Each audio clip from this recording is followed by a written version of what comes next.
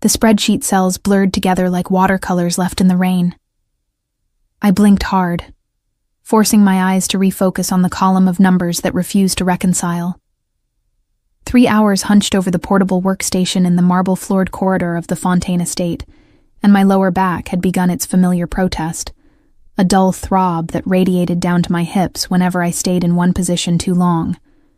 I was Yara Race, 30 years old, with a reputation for catching discrepancies that made corporate executives sweat during quarterly reviews.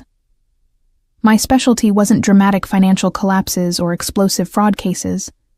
I found the small inconsistencies, the rounding errors that compounded over fiscal years, the phantom expenses that bled companies dry one seemingly insignificant transaction at a time. Numbers told stories to those who knew how to listen. And right now, the Fontaine Hotel Group's books were whispering something that didn't quite add up. The temporary contract had come through my agency with unusual urgency. 60 days to audit the financial records of a luxury hotel empire, on site at the family's private estate outside the city.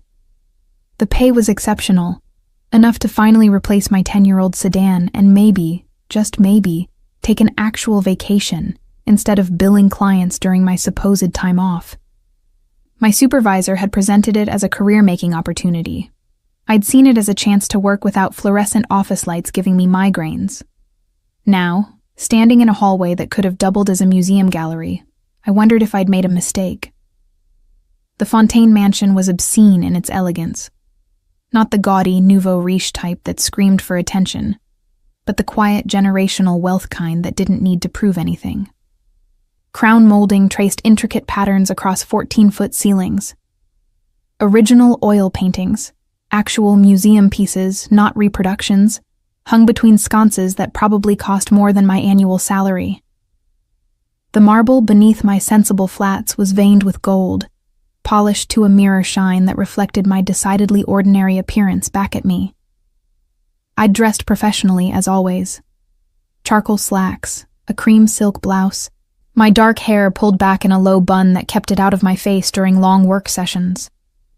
Minimal jewelry, just the simple gold watch my grandmother had left me, the kind with an actual winding mechanism that ticked audibly in quiet rooms.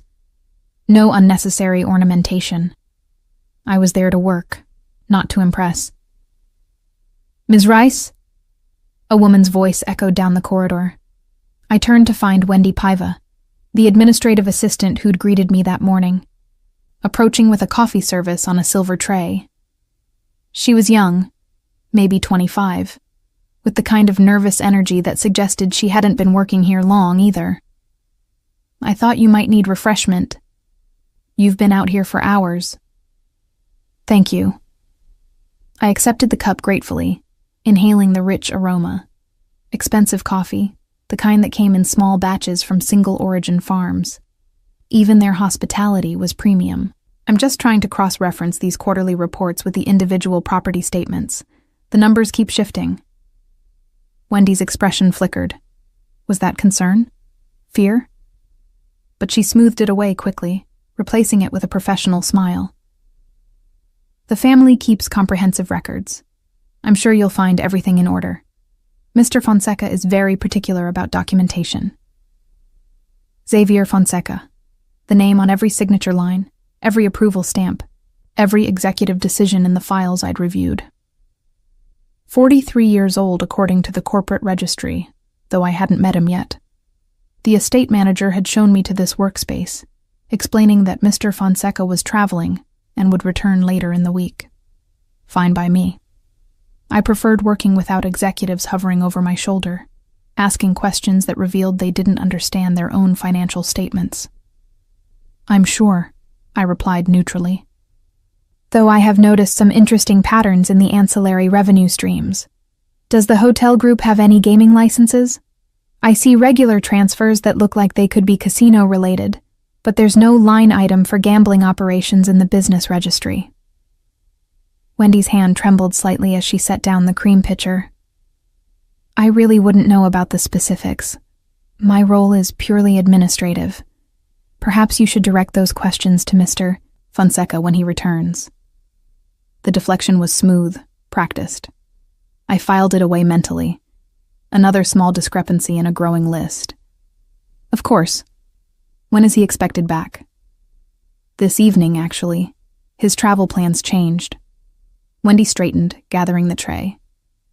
You'll meet him at dinner, 7 o'clock in the formal dining room. Mr. Fonseca likes to personally welcome all extended stay contractors. After she left, I returned to my spreadsheets, but the numbers seemed even more suspicious now. Large cash deposits at irregular intervals, always just under the reporting threshold that would trigger automatic reviews.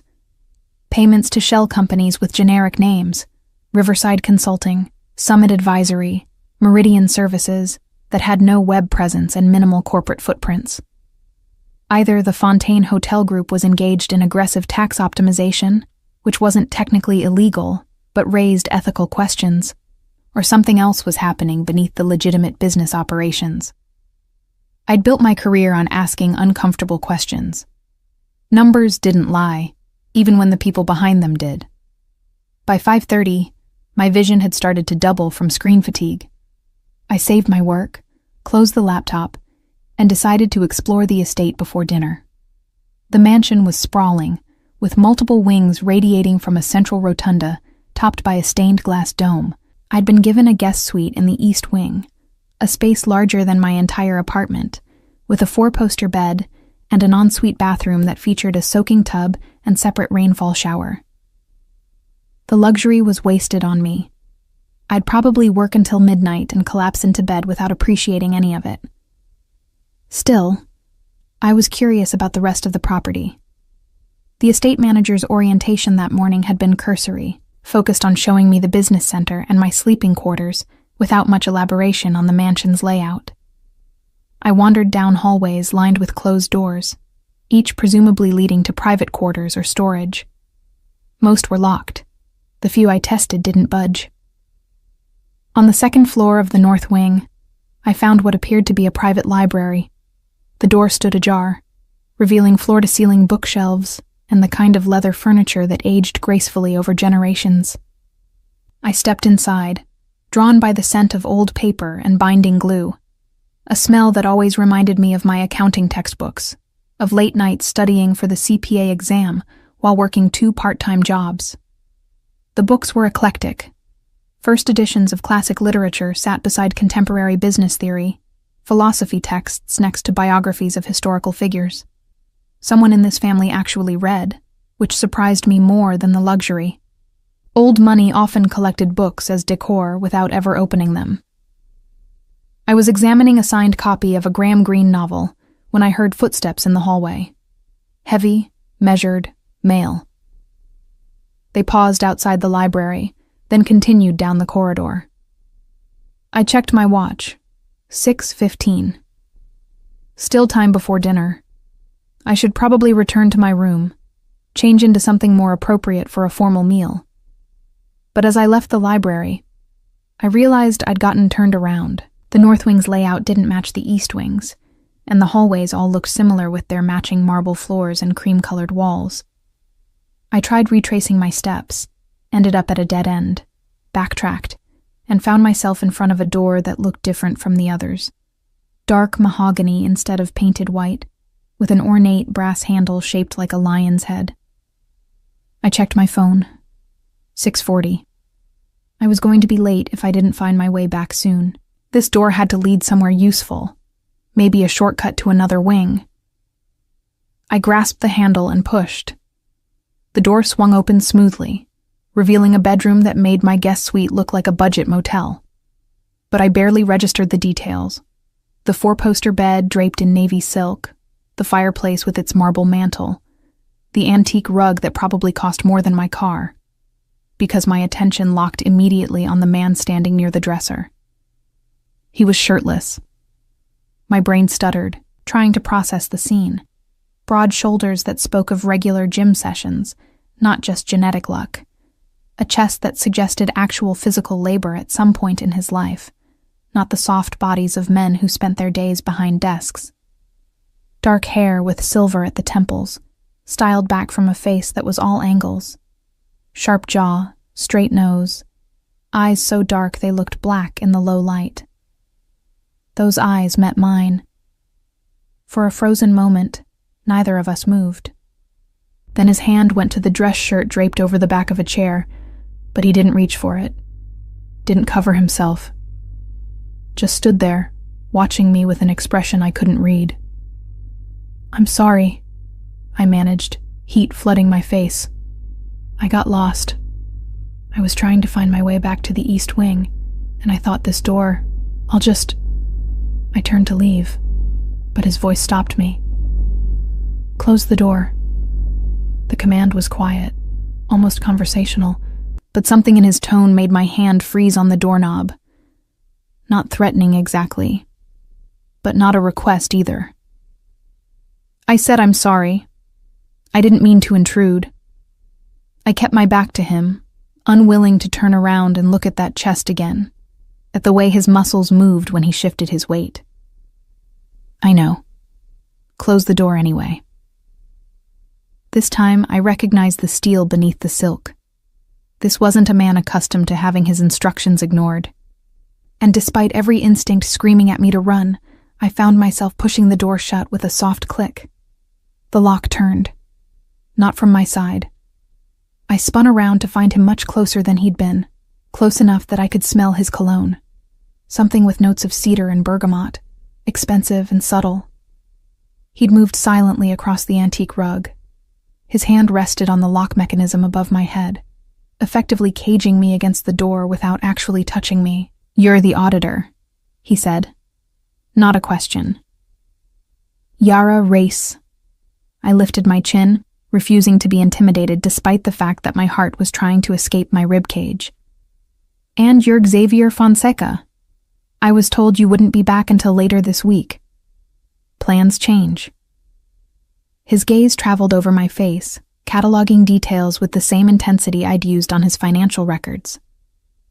"You've been asking questions about the revenue streams." How did he know that?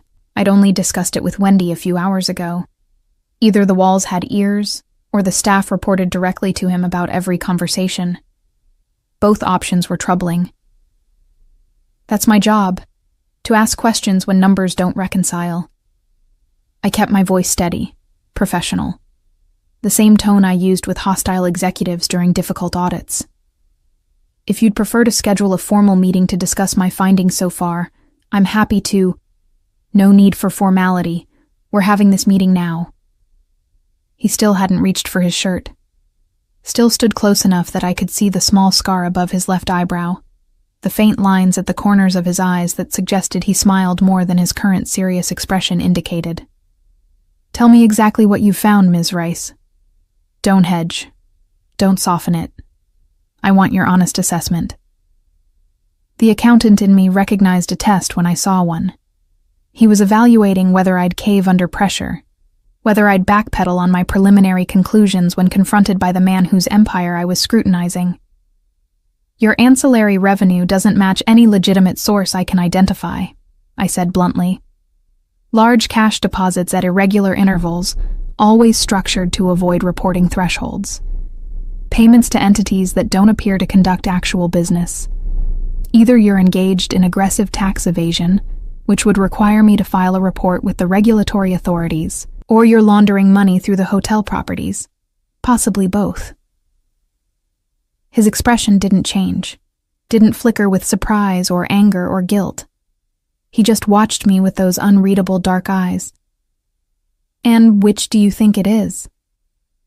I think," I said carefully, "that I need access to more documentation before making a final determination. But the patterns are consistent with what I've seen in cases of organized criminal activity. Specifically, illegal gambling operations funneling cash through legitimate businesses." The silence that followed felt heavy, dangerous. I'd just accused a powerful man of serious crimes while locked in his bedroom, with no witnesses and no way out. Every survival instinct I possessed screamed that I'd made a catastrophic mistake. Then Xavier Fonseca smiled. It transformed his face completely, softening the hard edges, reaching his eyes and making them crinkle at the corners. He looked younger, almost boyish, despite the silver in his hair. You're either very brave or very foolish, Ms. Rice. Neither, just thorough. My pulse was still racing, but I held his gaze. If you're going to fire me, I'd appreciate knowing now so I can make arrangements to leave tonight. Fire you? He laughed, a low, genuine sound. Why would I do that? You're the first auditor in 5 years who's actually looked at the numbers instead of just rubber stamping the reports. I'm impressed. The compliment caught me off guard. Then you're admitting the irregularities exist? I'm admitting nothing. He finally stepped back, giving me space to breathe, crossed to the chair and picked up his shirt, sliding it on with efficient movements that still managed to be distracting. But I am curious about what you plan to do with your suspicions. File my report. That's what I was contracted to do. Even knowing it might put you in danger? He buttoned the shirt slowly, watching my reaction. People who threaten my business operations tend to experience unfortunate complications. The threat was barely veiled, but something in his delivery suggested he was testing me again, pushing to see if I'd crumble under intimidation.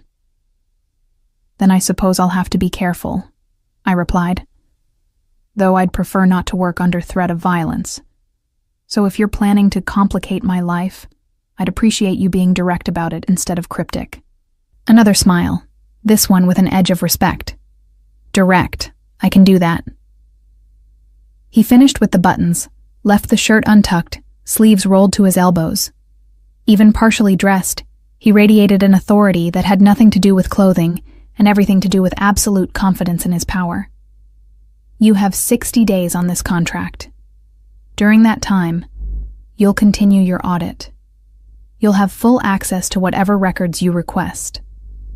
But you'll also live here, on the estate, under my observation. That wasn't part of the original agreement. The original agreement didn't account for you being this competent. He moved to the fireplace, leaned against the mantel with the casual ease of someone in his own territory. I need to know whether you're working alone, or if someone sent you to dig specifically for information they can use against me. 60 days should be enough time to determine your true motives. My mouth went dry. You think I'm a spy. I think you're asking exactly the right questions, in exactly the right places, with exactly the right skills to find what you're looking for. That's either extraordinary coincidence or careful planning. His gaze pinned me in place. So we're going to spend the next 2 months getting very well acquainted, Ms. Rice. And at the end of that time, I'll decide whether you're a threat that needs to be eliminated or an asset worth protecting. The casual mention of elimination sent ice through my veins, but beneath the fear, a spark of anger ignited.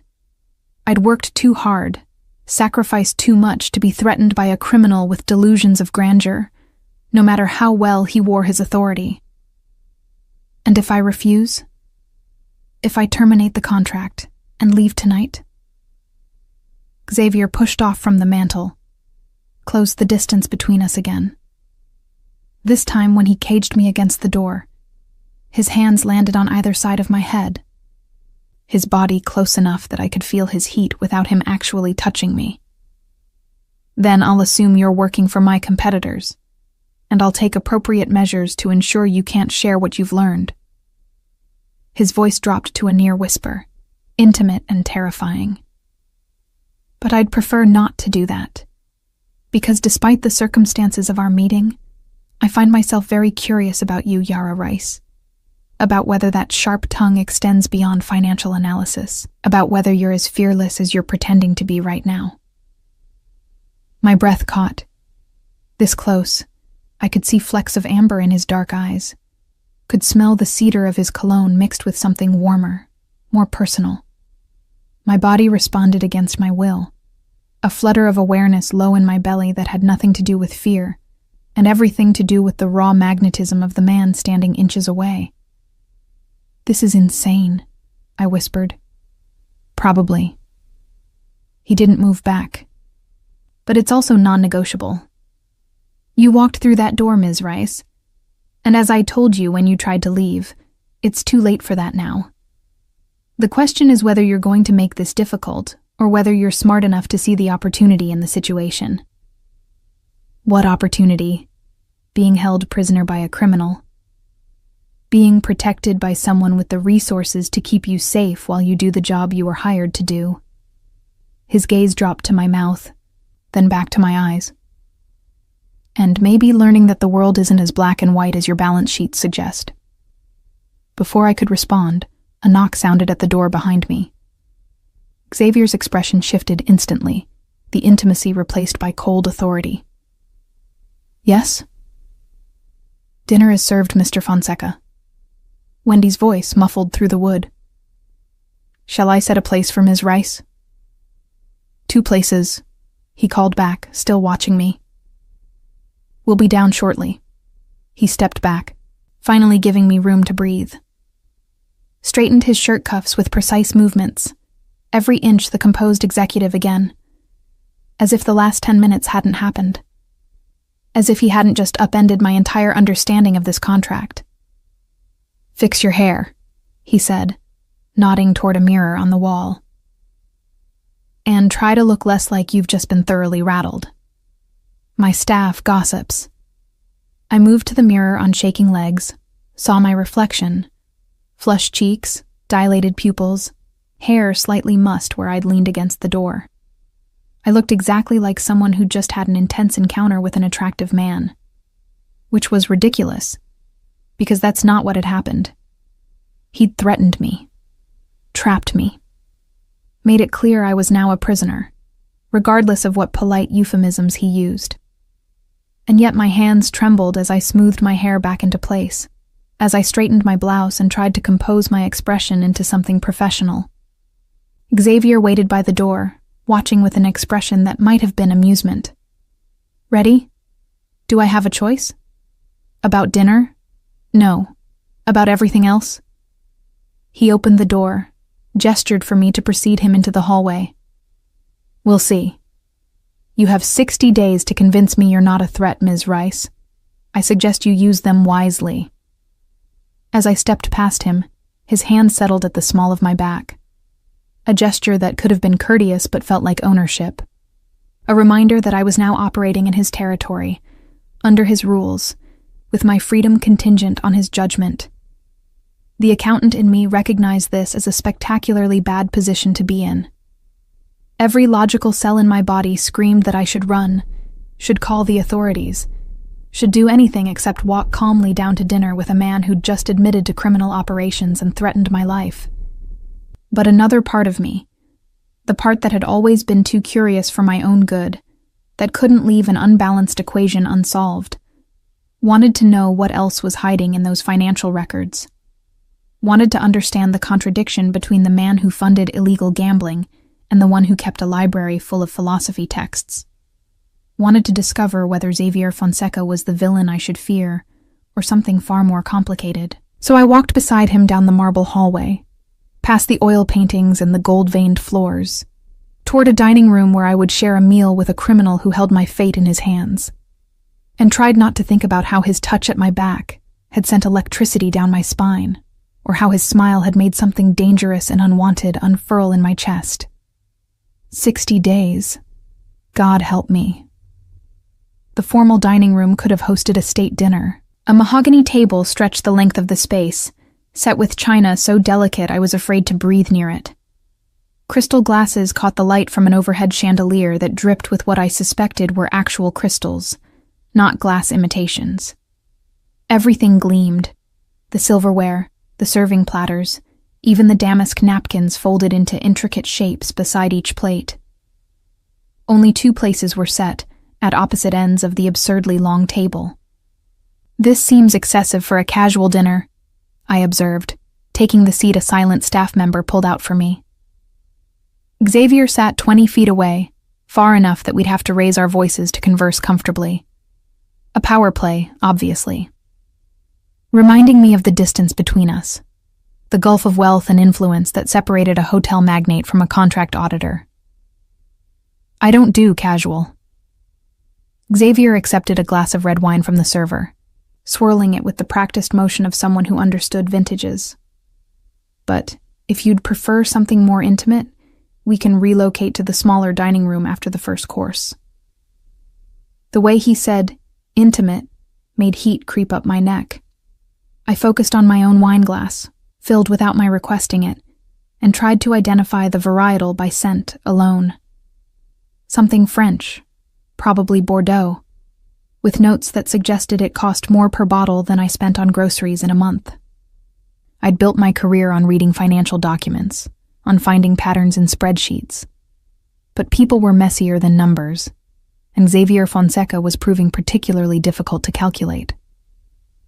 The first course arrived, scallops arranged artistically on a bed of something green and micro-herbed that I couldn't identify.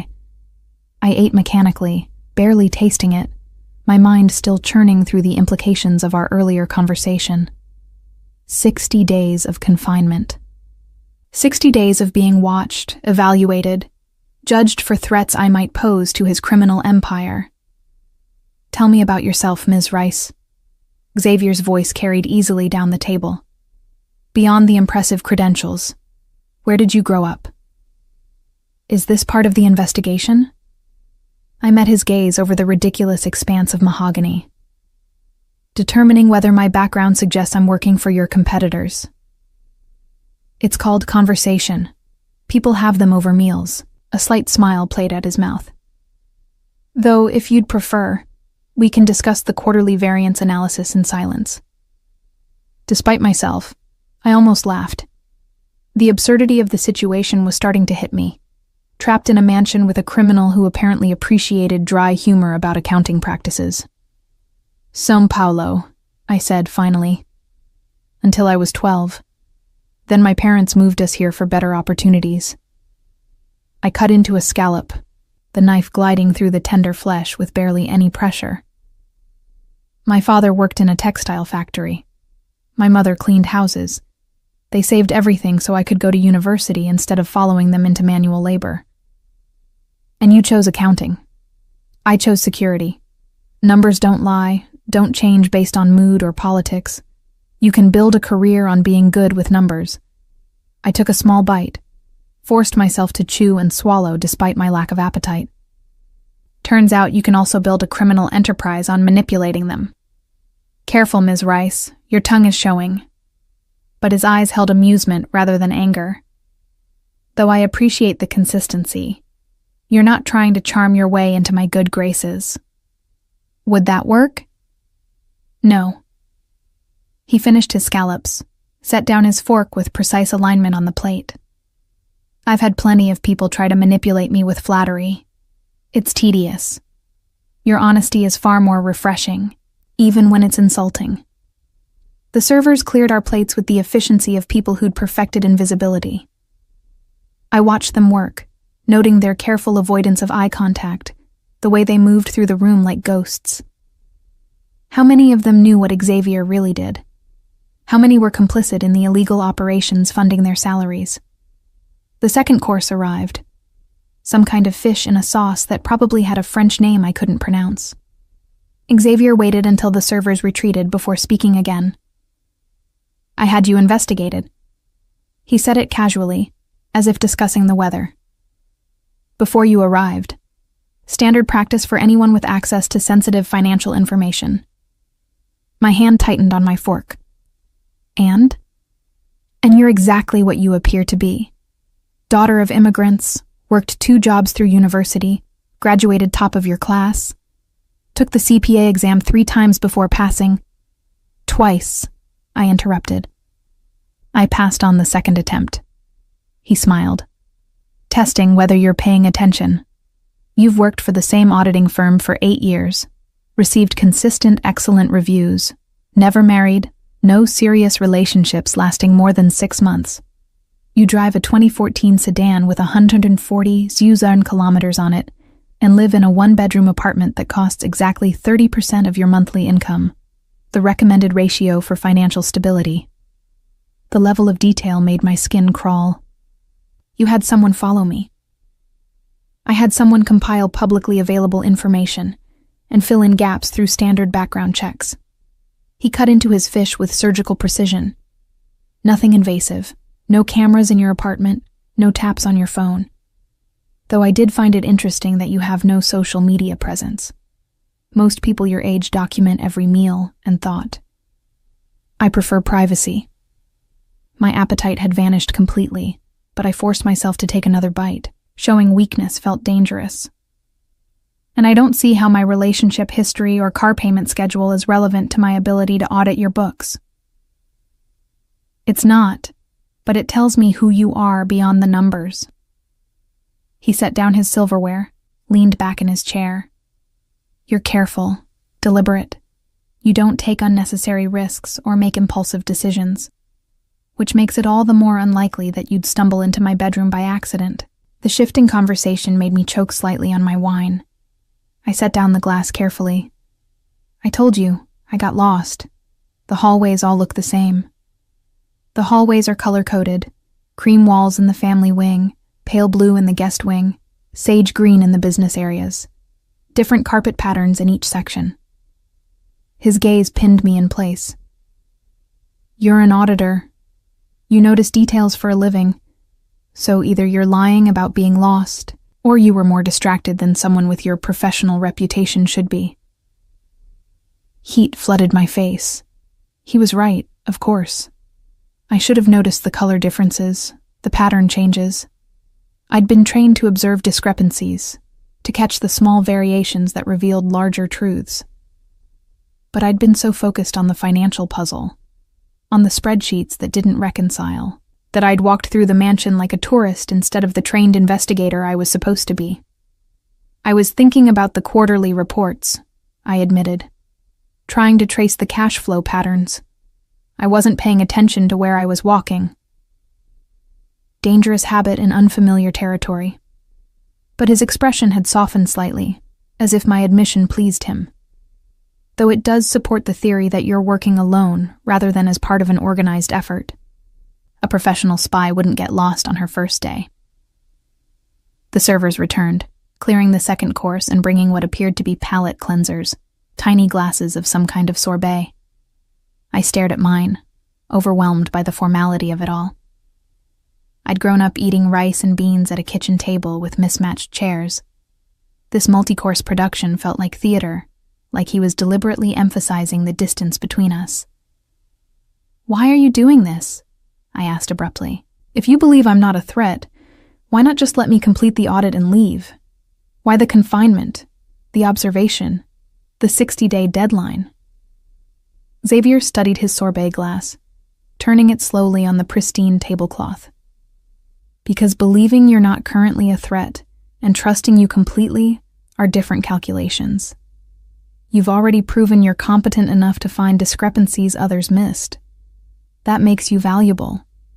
It also makes you dangerous. So you're keeping me prisoner until you decide which I am. I prefer to think of it as extended due diligence. He took a small spoonful of sorbet, the picture of casual elegance.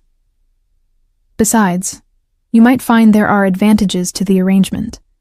You wanted access to more documentation. You'll have it. Full transparency into the operations you're auditing. How many accountants get that level of cooperation? The ones who aren't being held against their will, probably. He laughed. Genuine amusement that transformed his face again. Made him look younger despite the silver threading through his dark hair. Your honesty really is remarkable. Most people in your position would be trying to appease me. Most people in my position would have run screaming when you locked that bedroom door. And yet you stayed. The amusement faded, replaced by something more intense. Why is that, Ms. Rice? If you're truly as cautious and risk-averse as your financial profile suggests, why didn't you try harder to leave? It was the question I'd been avoiding asking myself. The rational answer was self-preservation. Running might have triggered his suspicions, made him think I was guilty of the espionage he feared. But that wasn't the whole truth, and we both knew it. Curiosity, I said finally. The numbers don't add up, and I want to know why. I want to understand what you're hiding, even if understanding puts you in danger. I've spent my entire career asking questions that made powerful people uncomfortable. This isn't that different. I met his gaze across the table. Except, usually I'm not sleeping in the suspect's house. Is that what I am? A suspect? Until I see evidence otherwise, yes. The main course arrived before he could respond. Perfectly cooked steak with roasted vegetables that probably came from an organic farm with a 3-month waiting list. The wine was replaced with a different vintage, deeper and richer. Everything orchestrated with the precision of a military operation. We ate in silence for several minutes. I used the time to study him covertly, trying to reconcile the man across the table with the financial irregularities I'd found. He ate with the same precise movements he used for everything else. Controlled, deliberate, wasting no motion. His hands were surprisingly calloused for someone who supposedly spent his days in executive meetings. The kind of calluses that came from actual physical work, not just signing documents. You have questions. Xavier broke the silence without looking up from his plate. I can see you cataloging details, adding them to your mental file. Ask. Your hands. Those aren't executive calluses. He glanced at his palms, flexed his fingers slightly. I rebuild antique furniture in my spare time. There's a workshop on the grounds. I find it meditative, working with my hands instead of my mind. The detail was unexpected, too specific to be a convenient lie. I filed it away with the other contradictions. The philosophy books, the genuine laughter, the furniture restoration hobby. Xavier Fonseca was proving to be a more complicated equation than I'd anticipated. The library I found earlier. You've actually read those books. Most of them, yes, though I'm still working through the Camus collection. He took a sip of wine. Why does that surprise you? Because criminals don't usually have first editions of The Stranger sitting next to their business theory texts. Your assumptions about criminals might be more limited than you think. He set down his glass. Tell me, Ms. Rice, what do you think I'd do with the money from the ancillary revenue streams you identified? The question was a trap. Whatever I said would reveal something about my own biases, my preconceptions. But Xavier was watching me with that intense focus again, waiting to see if I'd retreat into professional neutrality or engage honestly. I think you use it to expand your legitimate operations, I said carefully. Money laundering 101. Mix dirty cash with clean revenue streams until the source becomes untraceable. The hotel empire provides perfect cover. Large cash businesses, international transactions, complex ownership structures. You could move millions without triggering automated alerts. Sound methodology. He didn't confirm or deny, just acknowledged my analysis. And what do you think motivates someone to take those risks? Simple greed? Usually, though sometimes it's more complicated. Power, legacy, revenge. People build criminal empires for all sorts of reasons. I pushed vegetables around my plate. Appetite still absent. Does it matter why when the result is the same?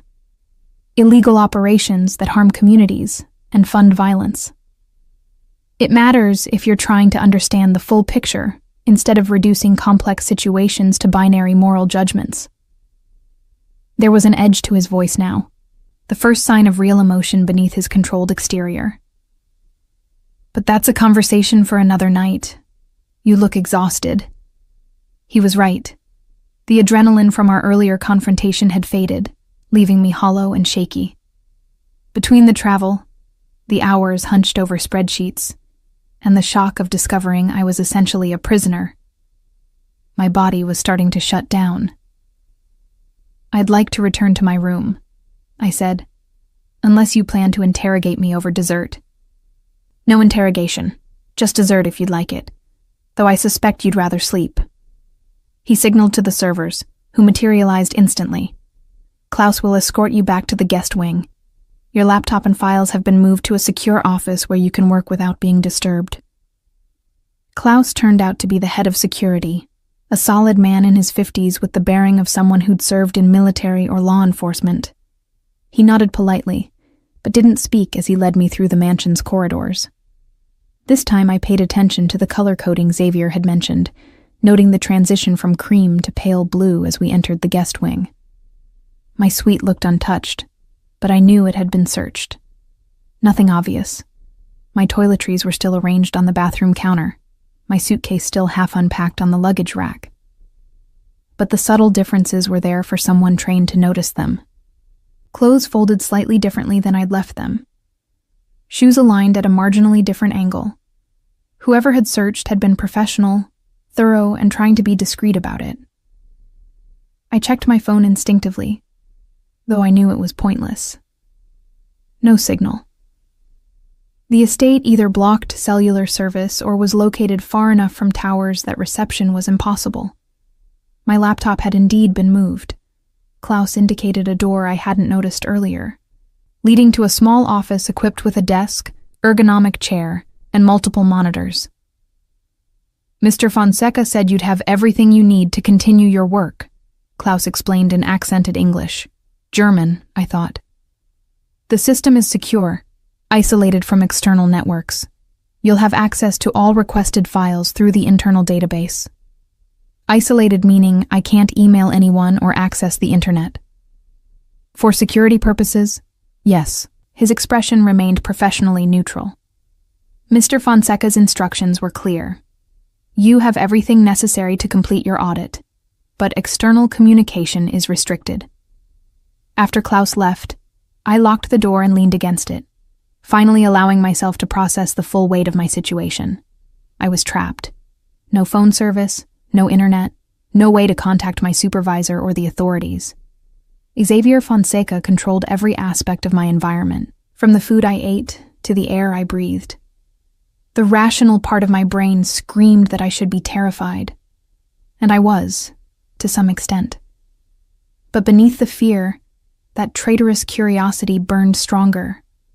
What was he hiding that required this level of security? What would I find if I had the full financial picture? I moved to the office, powered on the main monitor.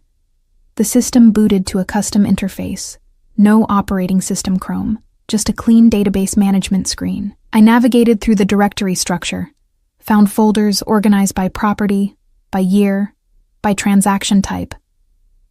Someone had granted me comprehensive access, just as Xavier promised. I opened the most recent quarterly report for the flagship hotel property, started tracing individual transactions, following the money through accounts and transfers. The patterns I'd noticed earlier became clearer with more data. Large cash deposits always on different days, never establishing a predictable schedule. Withdrawals that corresponded to payments to shell companies.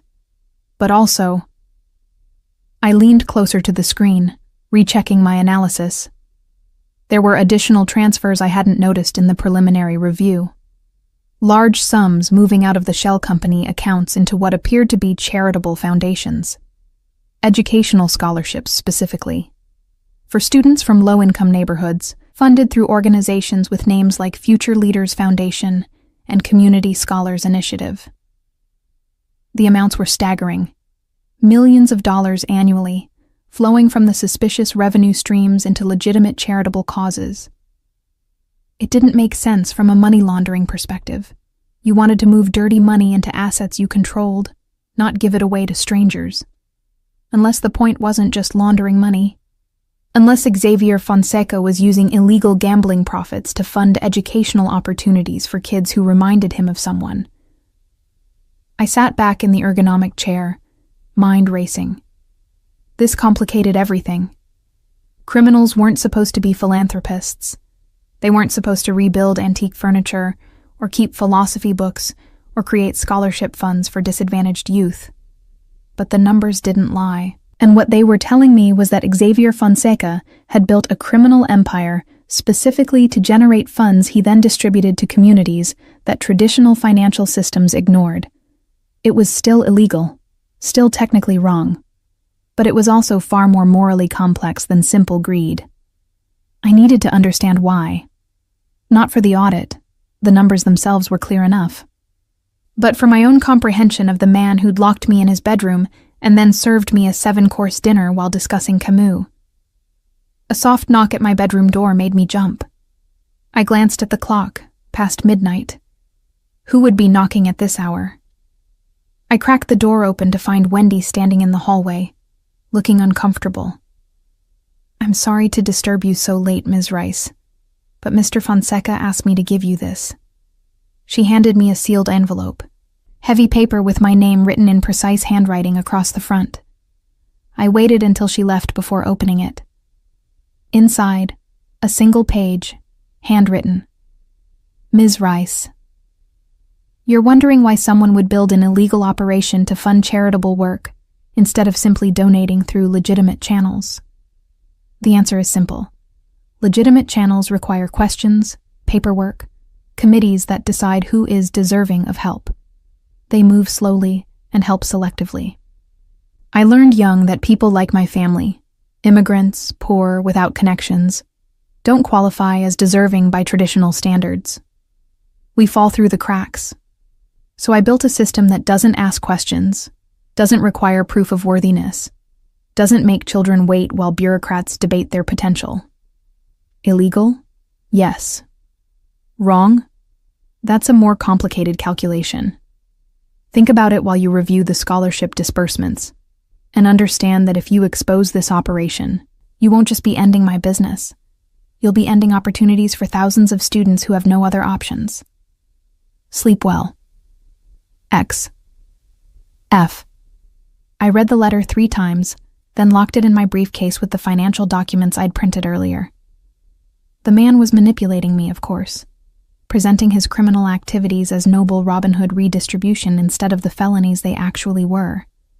But he was also telling me something true about himself, something that explained the philosophy books and the furniture restoration and the careful way he'd watched me across the dinner table. Xavier Fonseca saw himself as a solution to systemic failures.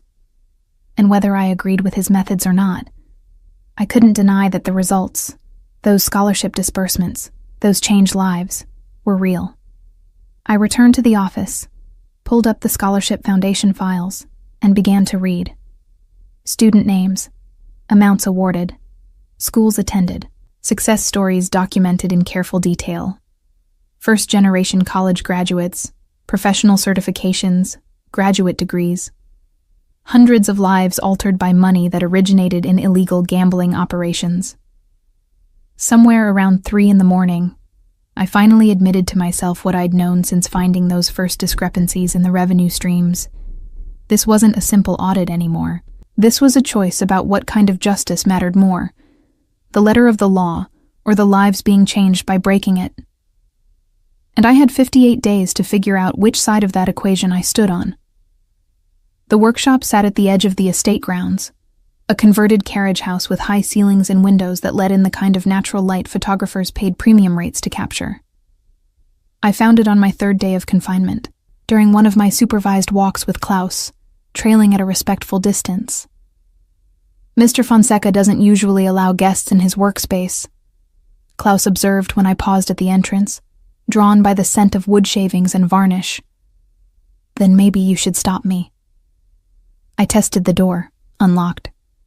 Or you could pretend you didn't notice me wandering off the approved path. Klaus's expression remained neutral, but he didn't physically restrain me when I pushed the door open. I took that as tacit permission. The interior was organized chaos. Workbenches lined the walls, covered with tools that ranged from modern power equipment to antique hand planes that looked like they belonged in a museum. Several pieces of furniture in various stages of restoration occupied the central space. A writing desk missing its veneer, chairs with broken spindles, a small table stripped down to bare wood. Xavier stood at one of the benches, focused on a delicate piece of inlay work. He'd traded his usual tailored shirts for worn jeans and a t-shirt dusted with sawdust, his hair slightly disheveled. The casual attire made him look younger, less like the intimidating executive from our first encounter, and more like someone who might actually read philosophy for pleasure. He glanced up when I entered, surprise flickering across his features before being replaced by that familiar controlled expression. "Ms. Rice, looking for something?" Answers. I moved closer to the workbench, examining the piece he was restoring, an ornate jewelry box with mother-of-pearl inlay in a geometric pattern. I've been reviewing the Scholarship Foundation files. I have questions. I'm sure you do. He set down the tiny chisel he'd been using, brushing sawdust from his hands. But this isn't the time or place for a formal discussion. You told me I'd have full access to documentation. That includes understanding the rationale behind financial decisions. I picked up one of the loose pieces of mother-of-pearl, turning it in the light. Why use illegal gambling revenue instead of simply donating through your legitimate hotel profits? Xavier leaned against the workbench, studying me with that intense focus I was beginning to recognize as his default setting when something genuinely interested him. You read my letter? 3 times. It doesn't actually answer the question. I set down the inlay piece carefully. Your hotel empire generates substantial legitimate profits. You could establish scholarship funds through normal charitable channels without any criminal exposure. So why take the risk? Because normal charitable channels are designed to maintain existing power structures, not disrupt them. He moved to a small refrigerator in the corner, retrieved 2 bottles of water, handed me one. Legitimate foundations require applicants to prove worthiness through grades, test scores, essays describing their hardships in ways that appeal to wealthy donors. They perpetuate the myth that poverty is a personal failing rather than a systemic issue.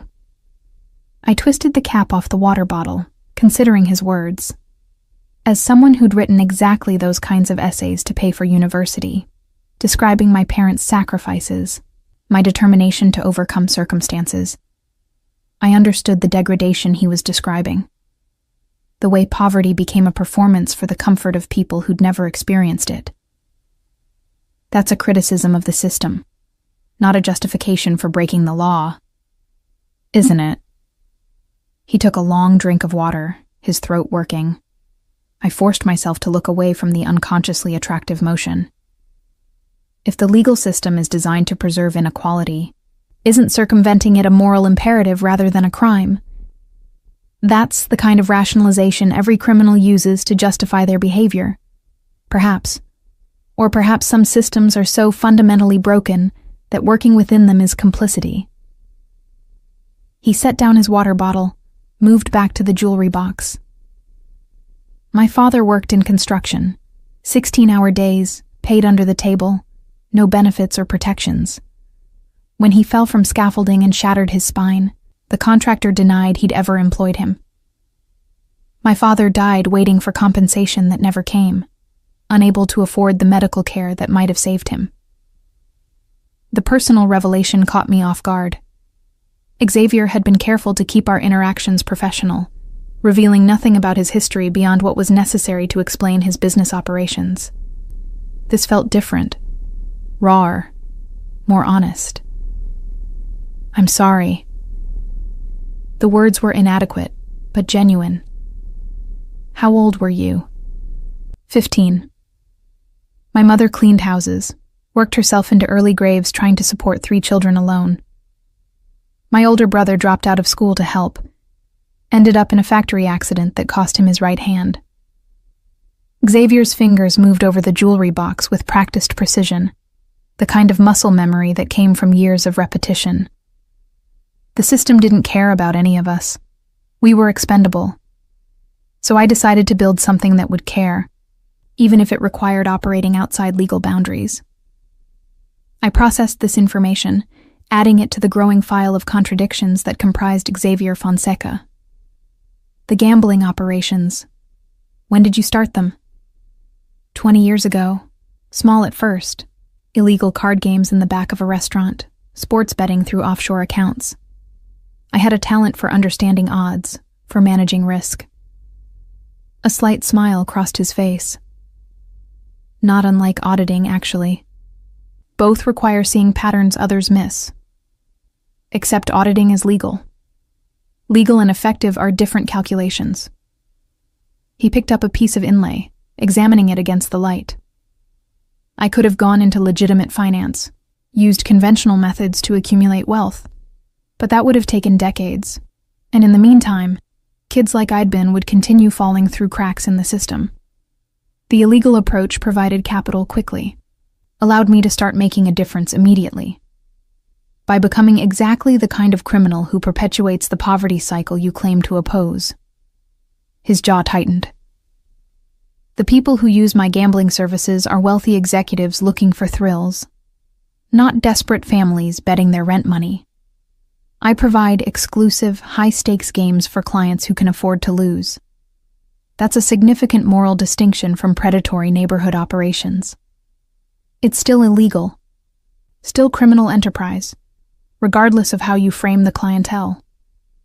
I moved to examine one of the other furniture pieces, a small table with intricate carved legs. And at some point, maintaining that empire requires more than just running card games. It requires enforcement, violence, eliminating competition. You've been watching too many movies. But something in his expression suggested I'd hit close to a truth he didn't want to acknowledge. I'm not a violent man, Ms. Rice. I've built my operations on discretion and mutual benefit, not intimidation. What about competitors? Other organizations that want access to your wealthy clientele? Xavier set down the inlay piece with more force than necessary. I handle competition through superior service and reputation, not through violence. Though I won't pretend the world I operate in doesn't include dangerous people. It does. Which is part of why I need to be certain about your loyalties before allowing you to leave. We'd circled back to the central issue, my confinement, his paranoia about my potential connections to rivals. I took a deep breath, choosing my next words carefully. I'm not working for anyone except the auditing firm that hired me. You've had me investigated, searched my room, isolated me from external communication. If I were a spy, you'd have found evidence by now, or you're exceptionally well-trained. He moved closer, close enough that I could smell sawdust and that cedar cologne, could see the fine lines around his eyes that deepened when he concentrated. The problem with trust, Ms. Rice, is that it requires vulnerability, and vulnerability in my world tends to have fatal consequences. Then why tell me any of this? I gestured at the workshop around us, at the tools and furniture, and the casual domesticity of the space. Why show me your father's history, your motivations? If you truly believed I was a threat, you'd maintain professional distance instead of personal revelation. Xavier studied me for a long moment, his dark eyes searching my face for something I couldn't identify. Because despite my better judgment, I find myself wanting you to understand. Not just the business operations, but the reasons behind them. The admission hung between us, charged with implications neither of us seemed ready to examine. I became suddenly, acutely aware of how close we were standing, of the way his gaze kept dropping to my mouth before returning to my eyes. I should get back to the audit, I said, my voice not quite steady. I have questions about the quarterly variance in the Atlantic City property revenue. Of course. But he didn't step back, didn't give me space to retreat. Though I was hoping you might stay a while longer. I find I work better with company, and you ask more interesting questions than most people I talk to. Questions about your criminal enterprise. Questions about the choices people make when existing systems fail them. He reached past me to retrieve another tool from the bench, his arm brushing mine in a contact that felt deliberate despite its brevity. There's a difference. Against my better judgment, I found myself staying. Watching as he returned to the delicate inlay work, explaining the process with the same precision he'd used to describe his financial operations. The jewelry box was a commission, apparently. A gift for someone's anniversary, reproducing a piece that had been damaged in a house fire. Why do this yourself? I asked, genuinely curious. You could hire craftsmen, have someone else restore furniture while you focus on running your empire. Because this, he gestured at the workbench, the tools, the partially restored pieces, is honest work. creating something beautiful from damaged materials, using skill and patience rather than money or influence. It reminds me that not everything worth doing can be delegated or bought. The philosophy surprised me, though it probably shouldn't have. Everything about Xavier contained contradictions. Criminal and philanthropist, ruthless businessman and careful craftsman, threatening captor and surprisingly thoughtful conversationalist. We worked in comfortable silence for nearly an hour. He focused on the jewelry box, while I examined the other furniture pieces, noting the care taken with each restoration.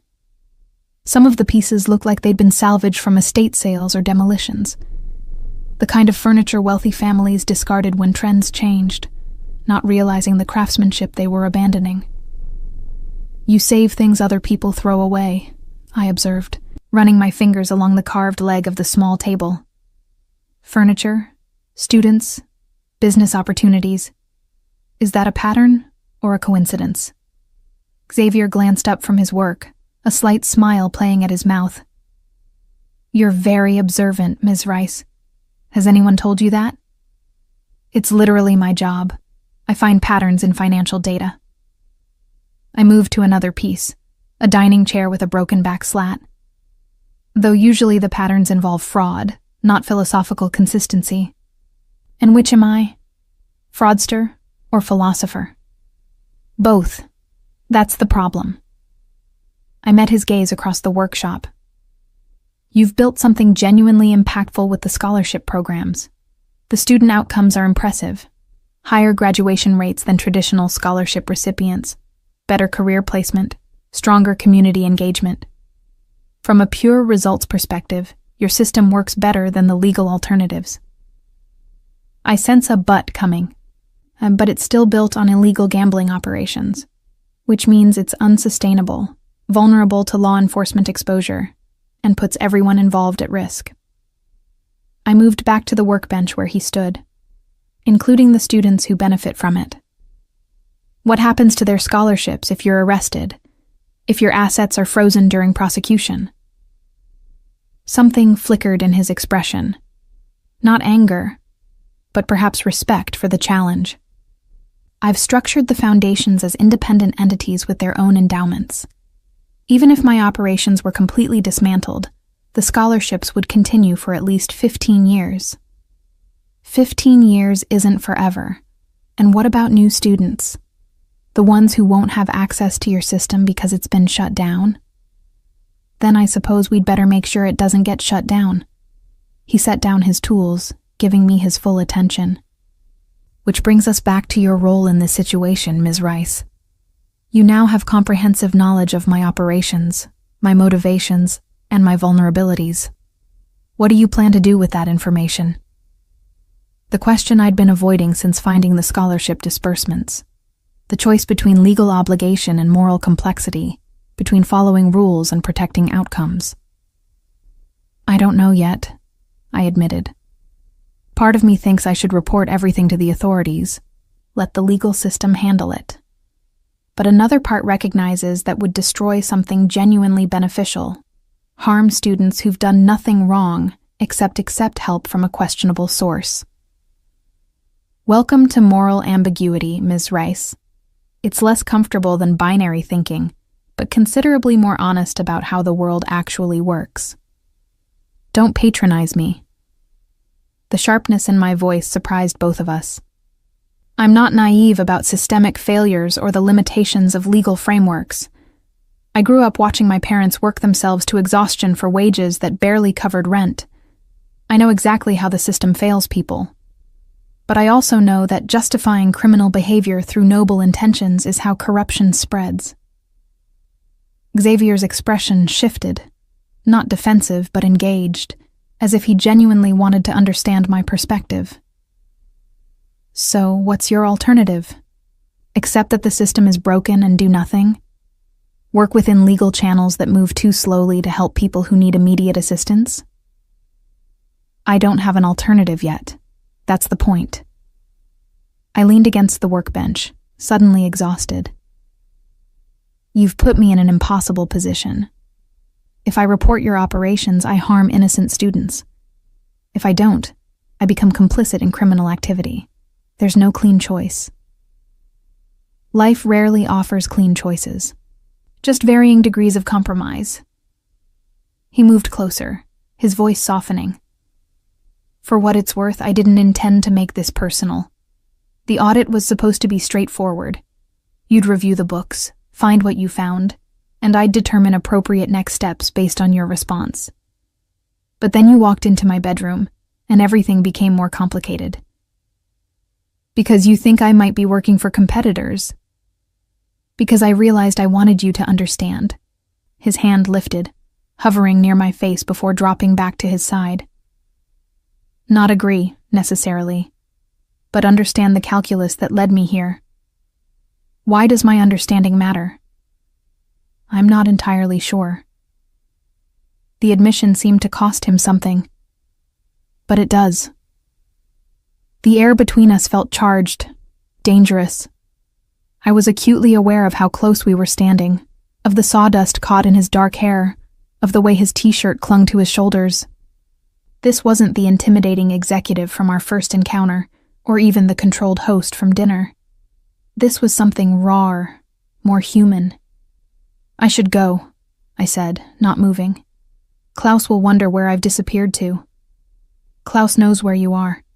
I told him to give you space to explore. Xavier's gaze held mine. Unless you want to leave, then I won't stop you.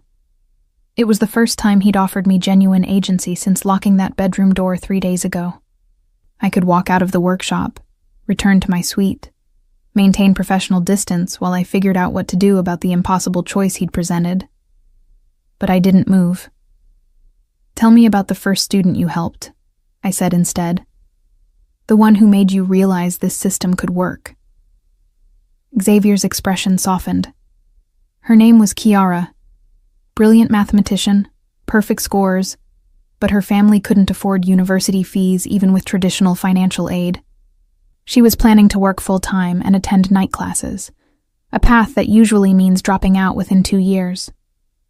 He moved to a cabinet, withdrew a framed photograph. She graduated summa cum laude, now has a PhD in applied mathematics, teaches at a prestigious university. Last year, she established her own scholarship fund for students from her old neighborhood. The photograph showed a young woman in academic regalia, beaming at the camera with Xavier standing beside her, both of them looking genuinely happy. It was the first time I'd seen him smile that way, unguarded and proud. How many Kiaras have there been? I asked quietly. 347 full scholarships over 20 years. Hundreds more receiving partial support. He set down the photograph carefully. Not all of them succeed, of course. Some drop out, some struggle, some make poor choices, but the success rate is nearly double that of traditional scholarship programs, and the community impact is measurable. Because you don't require them to perform their poverty for donors. You just give them resources and get out of the way. Exactly. He met my gaze. Which is why I need you to understand what's at stake, Ms. Rice. This isn't about protecting my criminal enterprise or my personal wealth. It's about continuing to help students who have no other options. The emotional manipulation was obvious, but that didn't make it ineffective. He was asking me to weigh abstract legal principles against concrete human outcomes, to choose between being right and doing good. I need time, I said finally. Time to review all the documentation, to understand the full scope of operations, to think through the implications. You have 55 more days. And then what? You decide whether I'm trustworthy enough to release or whether I need to be permanently silenced. I haven't decided yet. But his expression suggested the possibility disturbed him more than he wanted to admit. Though I'm beginning to think the binary framework might be inadequate for this situation as well. Meaning? Meaning perhaps there are options beyond release or silence. Perhaps we could find a third path that protects both the operations and your integrity. The suggestion hung between us, fraught with implications. A third path would require trust, cooperation, compromise. It would mean becoming something more than auditor and subject, more than captor and captive. It would mean choosing to stay when I could potentially leave. "I'll think about it," I said, moving toward the workshop door. "But Xavier, if you're asking me to consider compromise, you need to extend the same courtesy, which means answering my questions honestly, not just presenting carefully curated information designed to manipulate my response." He didn't deny the manipulation, just nodded slowly. "Fair enough, though I should warn you. Honest answers might be harder to hear than comfortable lies. I'm an auditor. I deal in uncomfortable truths for a living." As I left the workshop, Klaus falling into step behind me for the walk back to the main house, I felt the weight of the choice settling onto my shoulders. 55 days to understand a criminal empire built on good intentions. 55 days to decide whether justice meant upholding legal frameworks or protecting the people those frameworks failed. 55 days to figure out why Xavier Fonseca's opinion of me had started to matter more than my professional obligations. And no clear answer to any of it. The office Xavier provided became my sanctuary and my prison. State-of-the-art monitors displayed financial data with crystalline clarity, ergonomic furniture supported my body through 12-hour work sessions, climate control maintained perfect temperature regardless of the weather outside, everything designed for maximum productivity, maximum comfort, maximum isolation from the world beyond the estate grounds. I'd been confined for 17 days when the roses arrived. Not a bouquet. That would have been too simple, too conventional. Instead, someone had placed a single perfect bloom in a bud vase on my desk, deep red petals still beaded with morning dew. No card, no explanation. Just the flower and its subtle fragrance cutting through the sterile air of the office. "Mr. Fonseca's instructions," Wendy explained when I asked. "He noticed you looking at the garden during your morning walk yesterday. Thought you might appreciate having some of it indoors." The gesture was thoughtful in a way that made me uncomfortable. Flowers were romantic, personal, inappropriate for the bizarre professional relationship Xavier and I were navigating. But they were also beautiful, and I'd spent so much time staring at spreadsheets that the splash of color felt like water in a desert. I kept the rose. The next morning brought a different bloom, this time a pale pink peony, its layers of petals unfurling in the warmth of the office. By the end of the week, I had 7 vases arranged across the workspace, a garden of singular flowers that transformed the sterile environment into something softer. "You're collecting quite the display," Xavier observed during one of our increasingly frequent conversations. He'd taken to stopping by the office in the evenings, ostensibly to answer questions about the financial data, but really, I suspected, because he enjoyed the verbal sparring that had become our default interaction. "Someone keeps leaving them." I gestured at the latest edition, an unusual orchid with petals the color of sunset. "I suspect corporate espionage, someone trying to soften me up through strategic floral gifts." "Is it working?" "The flowers are lovely. My opinion of criminal enterprises remains unchanged." He smiled, settling into the chair across from my desk with the ease of someone completely comfortable in his own space. He ditched the formal attire again, dark jeans and a charcoal Henley that emphasized the breadth of his shoulders. Silver glinted at his temples where the overhead lights caught his hair. "I've been reviewing the Atlantic City property records," I said, pulling up a spreadsheet on the main monitor. "The revenue streams show interesting patterns during major sporting events, football playoffs, boxing matches, championship games, all corresponding with significant cash deposits 3 to 5 days after. High-stakes betting among wealthy spectators." Xavier leaned back in his chair. "Some clients prefer the excitement of live events. We provide private boxes, secure wagering, immediate payouts for winners. Private boxes at professional sporting venues. That requires significant connections with stadium management. I provide valuable services to people who can afford discretion. They reciprocate with access. He said it casually, as if bribing venue officials was equivalent to networking at charity galas. The relationship is mutually beneficial. I made notes in the audit file, documenting the admission. And when someone can't afford their losses, what happens to clients who bet beyond their means? We screen potential customers carefully. Net worth verification, credit checks, sometimes background investigations. If someone can't demonstrate they could absorb a worst-case scenario loss, they don't get access to our services. How ethical of you! A criminal enterprise with responsible lending practices. Mock if you want, but it's good business. Desperate clients make poor decisions, attract unwanted attention from law enforcement and family members. We prefer customers who treat gambling as entertainment rather than financial strategy. The pragmatism was typical of Xavier's approach.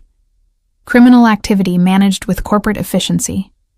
Illegal operations run according to sound business principles. It would have been easier to condemn if it weren't so internally consistent. I've also noticed the Scholarship Foundation endowments have grown significantly over the past 5 years, I continued, switching to a different data set.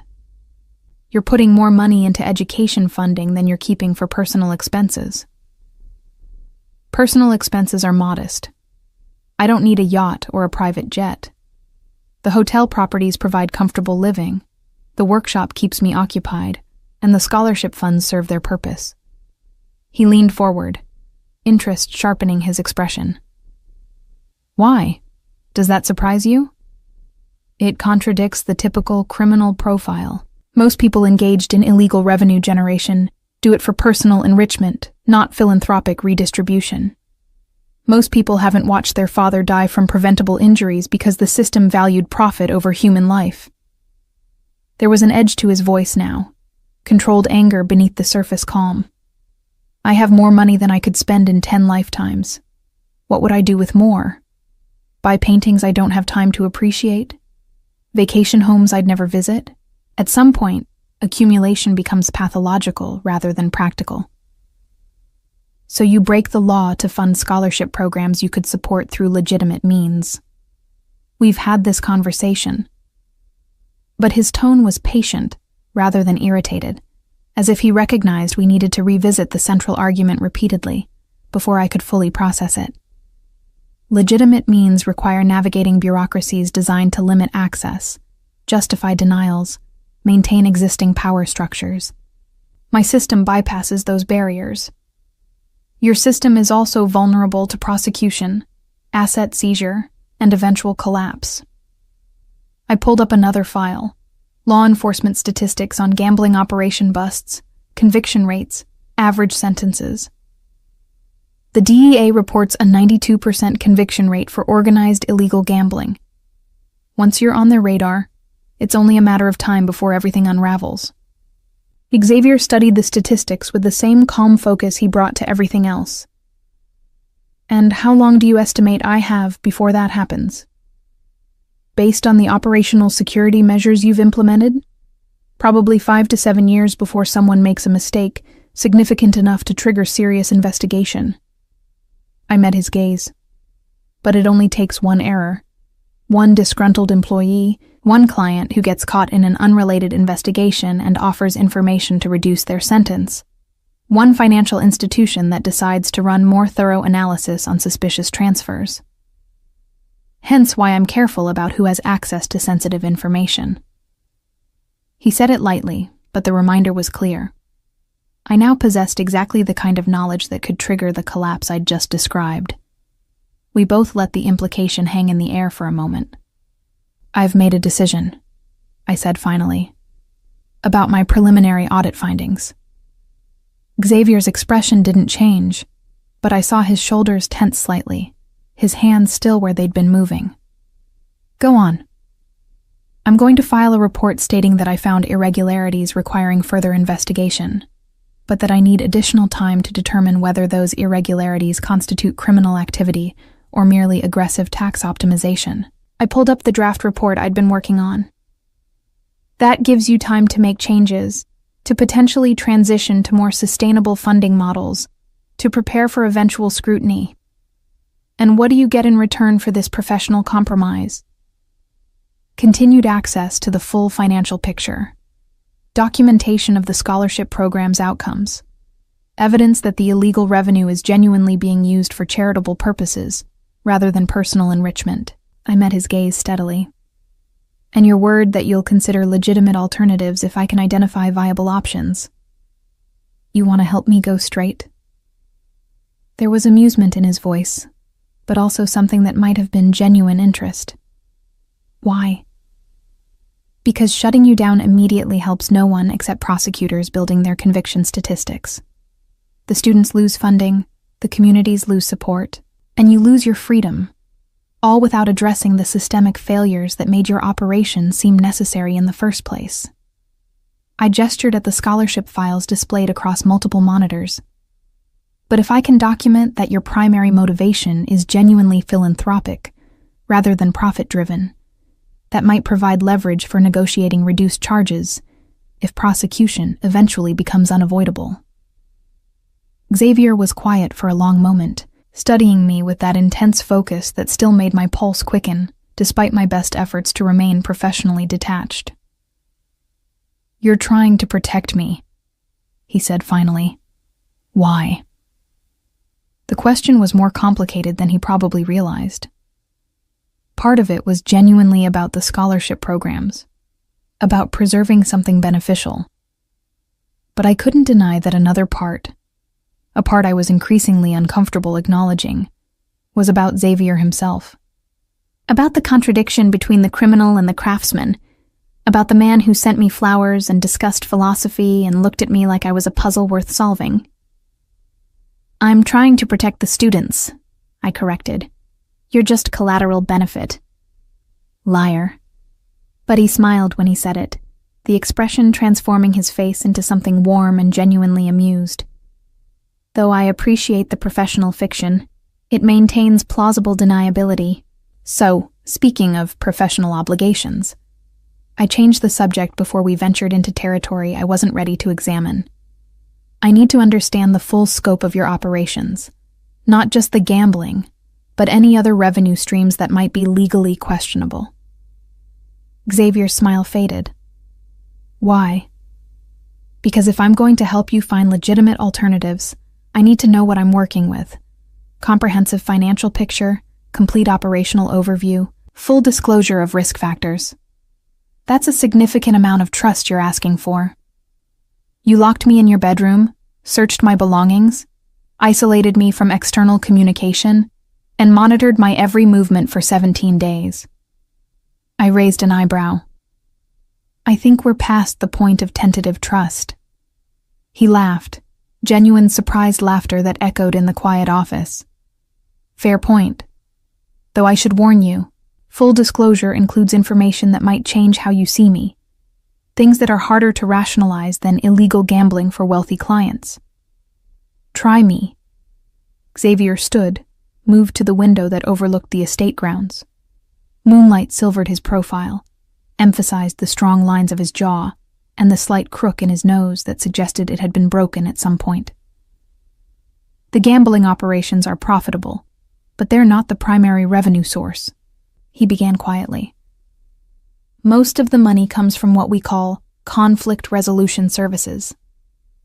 Wealthy individuals and corporations hire us to solve problems that can't be addressed through legal channels. My stomach tightened. What kind of problems? Corporate espionage retrieval, discrete evidence collection for divorce proceedings, locating assets that have been hidden through complex offshore arrangements, occasionally convincing recalcitrant business partners to honor contractual obligations. He turned to face me. Nothing violent, before you ask. My reputation is built on achieving results through leverage and information, not intimidation or force. That's still extortion. That's providing services legal systems fail to offer. When someone steals intellectual property and hides behind international jurisdictions that don't honor patent claims, what recourse does the victim have? When a corrupt executive loots a pension fund and moves assets to countries without extradition treaties, who helps the employees he defrauded? Xavier's voice remained calm, but intensity burned beneath the surface. I fill gaps in justice, Ms. Rice. Legal justice, yes, but justice nonetheless. I processed this information, adding it to the growing complexity of Xavier Fonseca's operations. Private investigation, corporate intelligence, asset recovery, all operating in gray areas between legal and illegal, all serving clients who couldn't or wouldn't use traditional channels. How many of these conflict resolution cases result in your clients recovering stolen assets or achieving their objectives? Approximately 85% success rate over the past decade. There was unmistakable pride in his voice, significantly higher than traditional legal proceedings, and resolved in fraction of the time. And the other 15%? Sometimes the opposition has better resources or more effective counter-strategies. Sometimes the requested outcome isn't achievable within the ethical boundaries I maintain. He moved back to the desk, settled into his chair. I don't accept every case. I turn away clients who want me to facilitate actual criminal activity rather than respond to it. How noble. A criminal with ethical standards. Mock all you want, but those standards are why I've operated successfully for 20 years without prosecution. Xavier leaned forward, elbows on his knees. The moment I cross certain lines, violence, genuine extortion, anything involving vulnerable populations, I become indistinguishable from the criminals I claim to be counterbalancing. The distinction matters. To whom? Your conscience or your risk management strategy? Both. He held my gaze. I told you honest answers would be harder to hear than comfortable lies. This is what I actually do, Yara. Not just run card games for board executives. I solve problems that traditional systems can't or won't address, using methods that exist in legal gray areas. And yes, I profit from it. But I also provide genuine value to clients who have exhausted legitimate options. The use of my first name, the first time he'd used it outside of written correspondence, sent an unexpected flutter through my chest. I ignored it, focused on the information he'd just revealed. I need to see case files, documented examples of these conflict resolution services, including client outcomes and methods employed. That's highly sensitive information. Client confidentiality is fundamental to the business model. I don't need names or identifying details, just operational documentation proving you're doing what you claim, helping legitimate victims rather than facilitating criminal activity. I pulled up a fresh spreadsheet. If you want me to help you find legal alternatives, I need to understand what you're actually providing that legal services can't match. Xavier was quiet for several heartbeats, clearly weighing the risk of disclosure against the potential benefit of my assistance. Finally, he nodded slowly. I'll have Klaus bring you redacted case files tomorrow. Examples across different service categories, outcomes documented, methods detailed. He stood, signaling the end of our conversation. But Yara, once you see those files, you'll have comprehensive knowledge of my entire operation. There's no walking that back. I know. And you're certain you want that level of involvement? That degree of complicity? I should have said no. Should have maintained professional distance. Stuck to the financial audit without diving deeper into the operational mechanics. But curiosity had always been my weakness, and Xavier Fonseca was the most complex equation I'd ever encountered. I'm certain, I said. Something shifted in his expression. Satisfaction, perhaps. Or maybe relief. He moved toward the office door, then paused with his hand on the frame. The roses, he said without turning around. Do you like them? They're lovely. I have a garden on the south side of the property. Heirloom varieties, some over 100 years old. I thought you might enjoy walking through it sometime, if you're interested. It was as close to a personal invitation as he'd offered, carefully framed as casual suggestion rather than command. I could refuse, maintain professional boundaries, stick to our established pattern of business discussions in neutral spaces. I'd like that, I heard myself say. Xavier glanced back over his shoulder, and the smile that crossed his face made my breath catch. Not the controlled professional expression or the amused smirk from our verbal sparring. Something genuine and warm and almost vulnerable. Tomorrow, then, after you've reviewed the case files. He stepped into the hallway, then added, "Sleep well, Yara."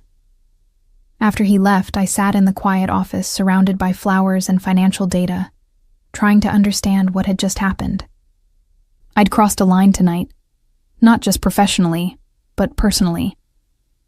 Agreed to deeper involvement, committed to helping rather than just documenting, used his first name and allowed him to use mine. Somewhere in the past 17 days, Xavier had stopped being just an audit subject and started becoming something more complicated, someone whose opinion mattered, whose motivations I genuinely wanted to understand, whose smile made something warm and dangerous unfurl in my chest. I was 30 years old, professionally trained in objective analysis, experienced at maintaining emotional distance from audit subjects. I knew better than to develop personal feelings for someone I was investigating. But knowing better and acting accordingly were different calculations, as Xavier would probably say. And I was increasingly uncertain which mattered more, professional integrity, or the possibility that maybe, just maybe, justice was more complicated than legal compliance. 43 days left to figure it out. God help me. The rose garden exceeded every expectation I'd carefully not allowed myself to have.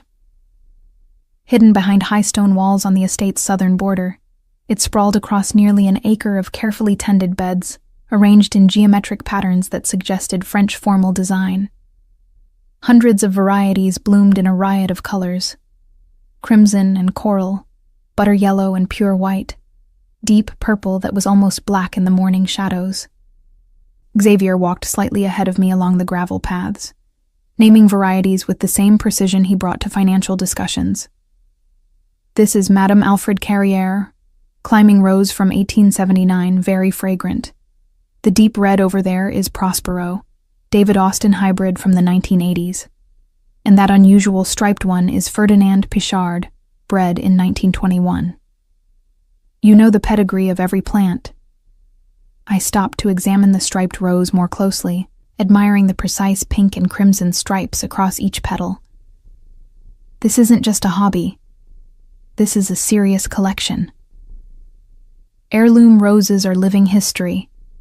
Some of these varieties survived wars, economic collapses, changes in fashion and taste. They persist because people cared enough to preserve them. He bent to deadhead a spent bloom with careful fingers. I find that admirable. Resilience through deliberate maintenance rather than aggressive adaptation. The metaphor wasn't subtle. Xavier saw himself in these roses. Old-world values persisting through careful cultivation. Traditional approaches maintained despite changing times. It explained a lot about his operations, actually. The insistence on personal codes of conduct, the rejection of violence, the focus on helping, rather than exploiting. "Klaus tells me you spend hours out here," I said, continuing along the path. The morning sun was warm on my shoulders, the air thick with rose fragrance. "Early mornings before anyone else is awake. I find it meditative. The work is simple, repetitive, productive. Deadheading, pruning, checking for disease or pests. It quiets the mind." He glanced at me, a slight smile playing at his mouth. "Though Klaus shouldn't be discussing my schedule with you. I'll have to speak with him about professional discretion." "Don't. He's the only person who actually talks to me beyond polite service responses." I stopped at a bench, positioned to overlook the entire garden, sat down, despite Xavier's look of surprise. Everyone else treats me like I'm fragile or dangerous or both. Klaus at least makes normal conversation. Xavier settled beside me, maintaining careful distance on the bench. "What do you talk about?" "His daughter, mostly. She's studying engineering at university, first in his family to attend. He's incredibly proud, but trying not to hover too obviously." I smiled at the memory of Klaus showing me photos on his phone, his gruff demeanor softening when he talked about her achievements. He also has opinions about proper coffee preparation that would make baristas weep. Klaus is particular about many things. It makes him excellent at security. Xavier stretched his legs out, crossed them at the ankle. This morning he wore dark slacks and a white linen shirt with the sleeves rolled up, somehow managing to look elegant and comfortable simultaneously. Though I'm glad he's making your confinement more bearable. The word, confinement, hung between us. We'd been carefully avoiding direct acknowledgement of my captivity, dancing around it with euphemisms about protection and security. Hearing it stated plainly felt like breaking an unspoken agreement. I've been reviewing the case files you provided, I said, changing the subject. The corporate espionage retrieval particularly interests me. You recovered stolen pharmaceutical research from a competitor who'd bribed someone in the development lab. The Meridian case, yes. Client had spent 8 years and $40 million developing a novel cancer treatment. One of their researchers sold the complete formula to a Chinese pharmaceutical company for $500,000 and immediate employment. Xavier's expression hardened. Legal channels would have taken years to navigate international patent disputes. By then, the competitor would have rushed a generic version to market and destroyed the client's investment. So you stole it back. I retrieved property that had been illegally obtained and returned it to its rightful owner. There's a moral distinction. A distinction that wouldn't hold up in court. Courts are designed to protect procedural integrity, not substantive justice. Sometimes those values align, often they don't. He turned to face me more fully. You read the outcome documentation. The client successfully brought their treatment to market. It's now helping thousands of cancer patients, and the researcher who sold the formula was prosecuted for theft of trade secrets. Everyone except the Chinese competitor got an appropriate result. I couldn't argue with the outcome, which was precisely the problem. Xavier's operations existed in spaces where legal frameworks failed to provide justice, and his success rate suggested he was genuinely good at filling those gaps. It would be so much easier if he were simply a criminal pursuing profit. The complexity made him both more dangerous and more compelling. I've been developing a proposal, I said, pulling a folded document from my pocket. Potential transition paths, from illegal operations to legitimate business models that could achieve similar outcomes within legal frameworks. Xavier took the document, unfolded it with raised eyebrows. You've been busy. I spent 40 hours this week researching private investigation, licensing requirements, legal conflict resolution services, legitimate asset recovery operations. There are established firms doing essentially what you do, just with proper licensing and regulatory compliance. And making a fraction of the revenue because they're constrained by legal limitations on methods and client selection. He scanned the document, his expression unreadable. You're proposing I obtain PI licenses in multiple jurisdictions, establish partnerships with law firms to provide legal cover for investigation activities, and transition the gambling operations into a legitimate casino consultancy service. It's a starting framework. Obviously, there would be complexities in implementation, but the fundamental concept is sound. You could achieve 70 to 80% of your current impact through legal channels. And the other 20 to 30%? The cases where legal methods aren't effective? Xavier set down the document. What happens to clients who need results conventional services can't provide? They use conventional services and accept conventional limitations. That's how functioning legal systems work. For people wealthy enough to afford prolonged legal battles, or patient enough to wait years for resolution. For everyone else, the system offers theoretical justice with minimal practical access. He stood, moved to examine a particularly impressive climbing rose draping over a trellis. You're asking me to abandon the clients who need me most in exchange for regulatory compliance that benefits no one except law enforcement statistics. I'm asking you to reduce your legal exposure while maintaining as much impact as possible. This isn't binary. You don't have to choose between complete criminality and complete surrender. There's middle ground. Middle ground that still involves abandoning core principles. Xavier's voice had taken on an edge I recognized from our earlier confrontations. The reason my operations work is precisely because I'm not constrained by legal limitations. The moment I accept those constraints, I become just another service provider offering expensive solutions to wealthy clients. You'd be a legal service provider who can operate openly without constant risk of prosecution. I'd be a neutered version of what I built, helping fewer people less effectively. He turned to face me, frustration evident in the set of his shoulders. This proposal is well-researched and professionally presented, but it fundamentally misunderstands what I'm trying to achieve. Heat rose in my chest, not embarrassment but anger. What I understand is that you've built something impressive that will inevitably collapse because it's structurally unsustainable. You have maybe 5 years before someone makes a mistake or gets caught or decides to flip on you for reduced charges. Everything you've built, the scholarships, the conflict resolution services, the furniture restoration hobby, all of it disappears the moment a prosecutor decides you're worth the effort. So I should preemptively surrender to avoid that possibility. You should plan for inevitable evolution instead of pretending you can maintain the status quo forever. I stood, frustration propelling me to my feet. I'm trying to help you preserve something valuable while protecting yourself from the consequences of illegal operations. But that requires acknowledging reality instead of indulging in philosophical justifications for criminal behavior. Xavier moved closer, eliminating the careful distance we'd maintained. And what reality is that, Yara?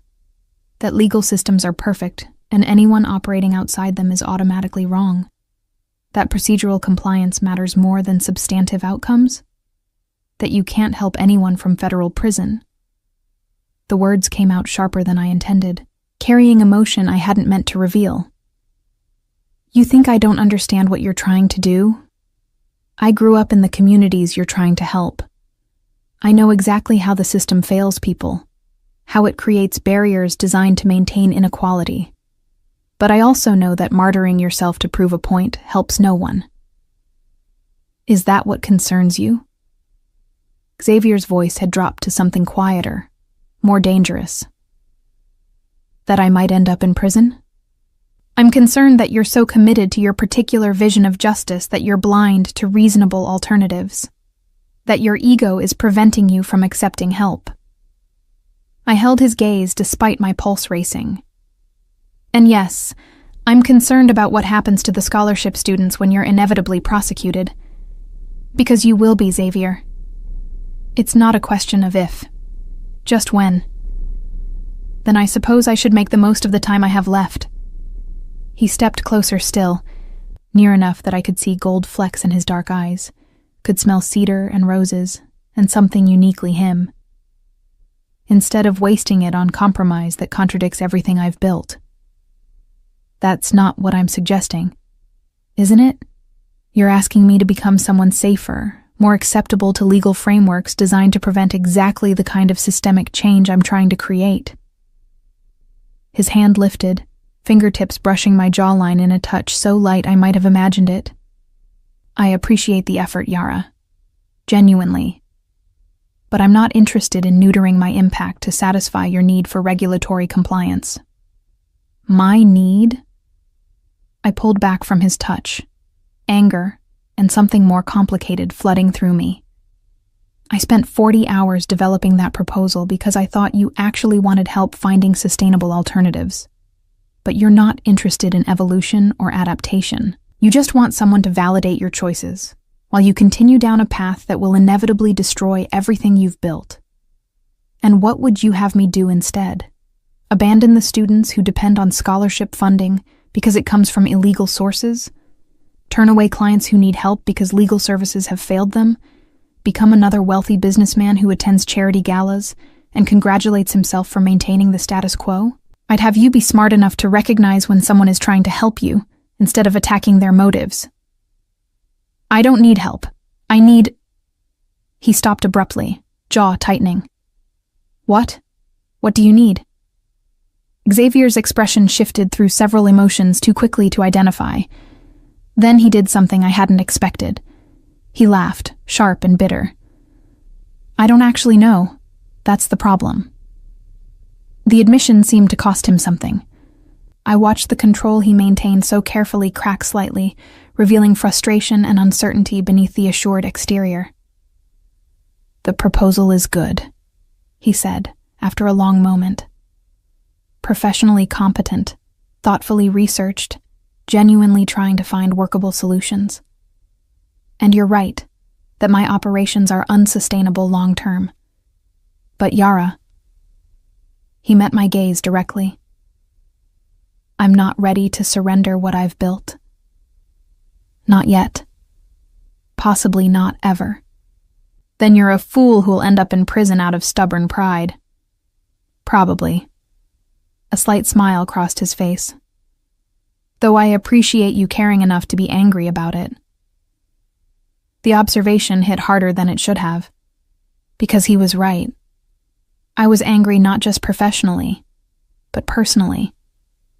Somewhere in the past few weeks, Xavier Fonseca had stopped being just an audit subject and started being someone whose fate mattered beyond the scope of my professional obligations, which was terrifying and inappropriate and complicated in ways I wasn't ready to examine.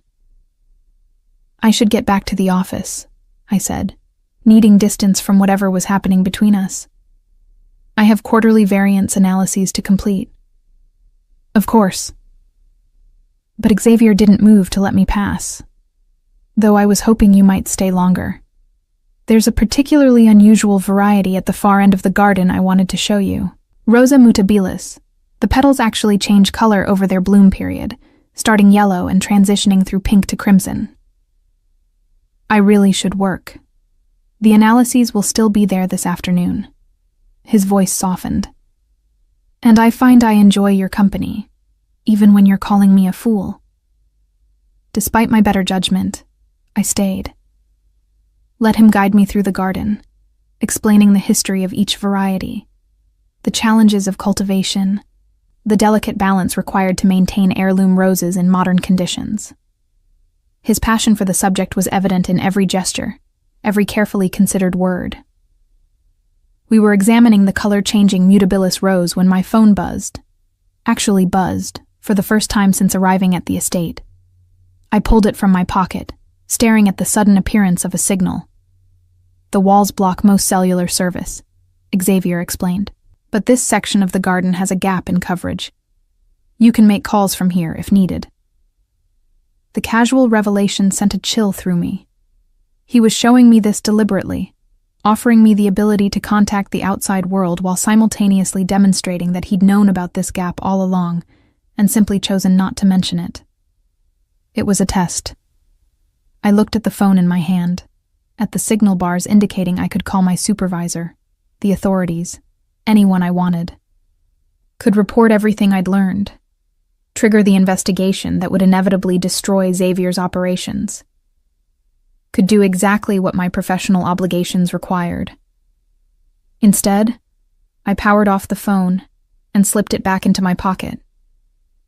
The mutabilis is beautiful, I said quietly. Show me more. Xavier's expression didn't change, but something in his eyes suggested he'd understood the significance of what I'd just chosen not to do. This way, he said, leading me deeper into the garden. There's a whole section of climbing roses that bloom twice annually. Quite spectacular. As I followed him along the gravel paths, surrounded by flowers cultivated over generations, I acknowledged what I'd been avoiding for weeks. I wasn't just trying to help Xavier find legal alternatives. I was actively choosing to protect him, to preserve what he'd built, to become complicit in operations I knew were criminal. And I wasn't entirely sure when that shift had happened or why. 38 days left in my contract. 38 days to figure out whether I was making the right choice or the comfortable one. 38 days before I'd have to decide whether to file an honest report or protect a criminal I was increasingly certain I was falling for. The roses bloomed around us, beautiful and resilient and carefully cultivated. Just like the impossible situation I'd allowed myself to grow into. The threatening message arrived on day 53, slipped under my office door while I was having breakfast with Xavier. A single sheet of paper, typewritten, unsigned. Ms. Rice, your audit has taken unusually long. We require preliminary findings by end of business Friday, or will assume the worst about your involvement with Fonseca's operations. Compliance ensures your safety. Resistance has consequences. No signature, no identifying information. But the implication was clear. Someone outside Xavier's organization knew I was here, knew what I was investigating, and was now applying pressure to force a specific outcome. I showed Xavier the note over coffee. He read it twice, his expression darkening with each pass. Zeferino Barros, he said finally, setting down the paper. One of my former business partners. We had a disagreement about operational ethics 6 months ago. I bought out his stake and ended the association. Disagreement about ethics seems mild for someone sending threats. Zeferino wanted to expand into services I considered unacceptable: genuine extortion, money laundering for narcotics operations, information brokering that would harm innocent people. When I refused, he accused me of being hypocritical, given our existing operations. Xavier's jaw tightened. The buyout was generous, but apparently he's still bitter about being forced out. And now he's using my audit as leverage to damage your operations. I reread the note, analyzing the phrasing for additional information. He wants me to file a report that triggers immediate investigation. Probably has contacts in law enforcement who'd act quickly on credible allegations from an independent auditor. Which means he's been monitoring the estate, tracking your activities, waiting for an opportunity to apply pressure. Xavier pulled out his phone, typed a quick message. I'm having Klaus increase security protocols. You don't leave the main house without escort until we resolve this. I'm already confined to the property. How much more restricted can my movements be? Restricted enough that Zeferino can't access you directly. He met my gaze seriously. This is an idle threat, Yara. Zeferino has connections to people who don't observe my ethical boundaries. If he thinks using you as leverage will force me into compliance or destroy my operations, he won't hesitate to escalate. The possibility of actual physical danger hadn't felt real until that moment. The past 7 weeks had been strange, yes. Confinement, constant observation, complicated attraction to the man who'd essentially kidnapped me. But it had also been oddly safe, contained within the bubble of Xavier's estate, where the worst threats were philosophical debates about legal frameworks. This was different. This was someone outside Xavier's control, operating without his ethical constraints, viewing me as a tool rather than a person.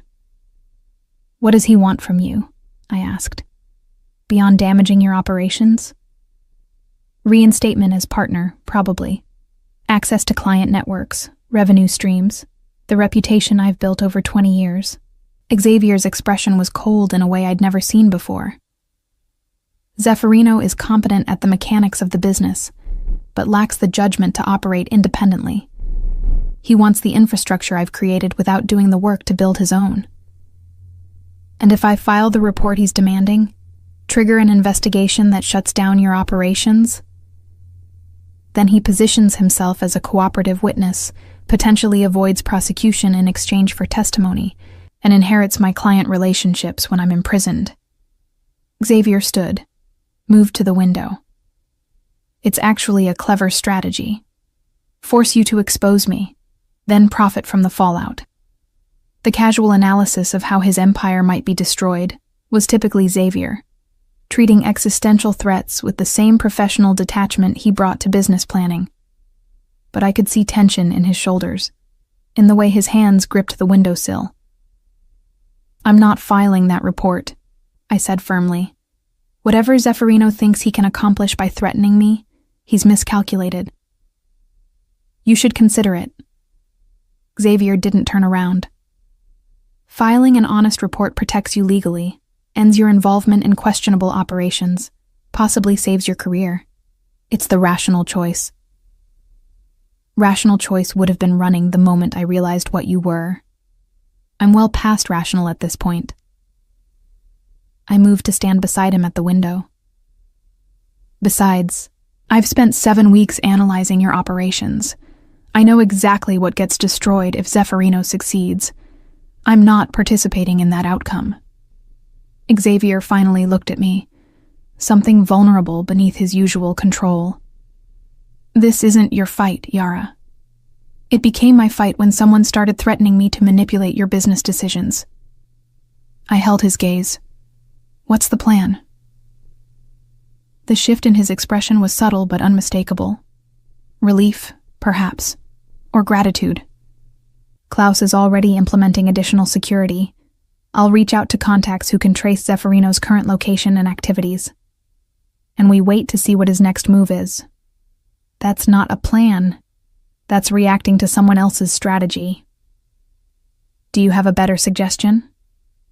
I considered the situation, applying the same analytical framework I used for financial audits.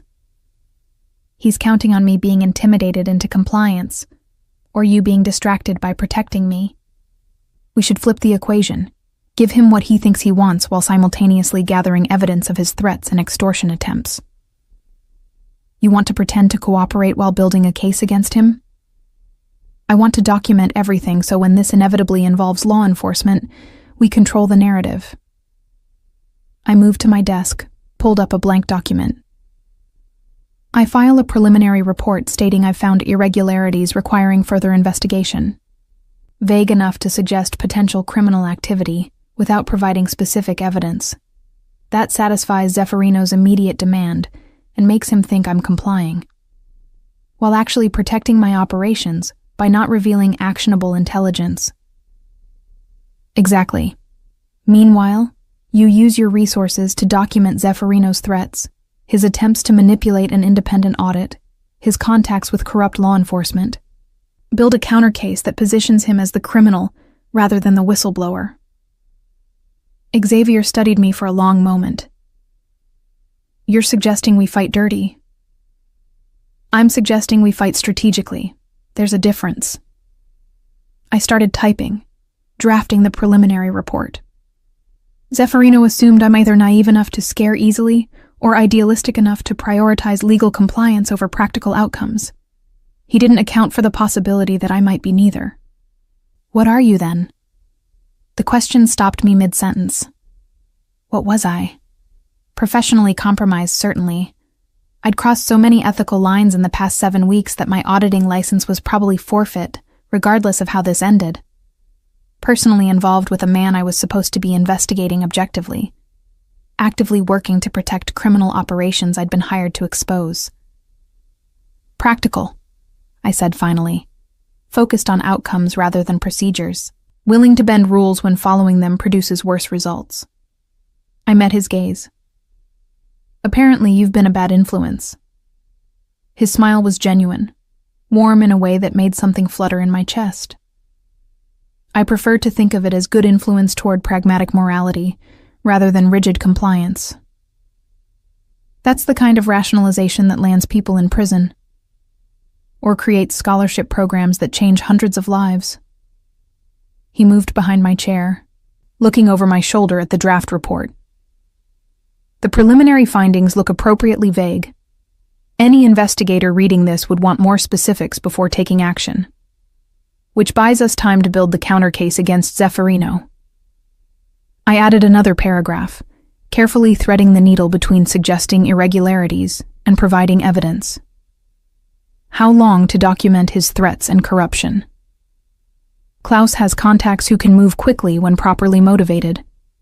48 hours to compile preliminary evidence, another week to build comprehensive documentation. Xavier's hand settled on my shoulder, warm and grounding. Assuming Zeffirino doesn't escalate in the meantime. The physical contact sent awareness skittering down my spine. Over the past weeks, we'd maintained careful distance despite the growing tension between us. The occasional brush of hands when passing documents, his touch at my back guiding me through the mansion, fleeting moments of contact that felt charged with possibility. But this was different. Deliberate, sustained. A claim rather than an accident. "You should move to the family wing," Xavier said quietly. "The guest suite is too exposed. If Zeffirino attempts direct access to you, I want you where security is tightest. The family wing. That's where your bedroom is." Among others, there are 4 guest suites in that section, all with better security than your current accommodation. His hand tightened slightly on my shoulder. "Though, if you'd prefer to stay in your current location despite the risk, I'll increase guard rotations instead." It was a choice, genuinely offered. I could maintain the physical separation we'd carefully preserved, or I could accept closer proximity with all its implications. "The family wing makes sense from a security perspective," I said, keeping my voice professionally neutral even as my pulse raced. "When should I relocate? Klaus is preparing a suite now. This afternoon, if you're comfortable with the timeline." I saved the draft report, stood to face him properly. "And after we deal with Zeffirino? After the threat is neutralized and my contract period ends?" Xavier's expression shifted into something more guarded. "What do you want to happen?" I asked first. "Fair enough." He stepped back, giving me space. "I want you to stay, not as a contractor or an auditor, or even as someone helping me transition to legal operations. Just stay.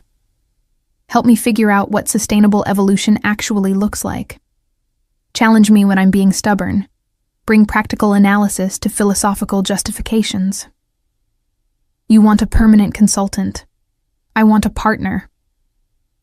The word hung between us, weighted with implications beyond business arrangements. Someone who understands both the operational realities and the moral complexities. Someone I trust with comprehensive knowledge of the organization. Someone who calls me a fool when I deserve it, and still chooses to help anyway. My throat tightened with emotion I wasn't ready to examine. "Xavier, I know it's complicated. I know I've put you in an impossible position. That staying means deeper complicity in questionable operations. That your professional reputation is probably already damaged beyond repair." He moved closer again, his hand lifting to cup my face with devastating gentleness. "But I've spent 7 weeks watching you dissect my life's work with ruthless precision, while simultaneously trying to find ways to preserve it.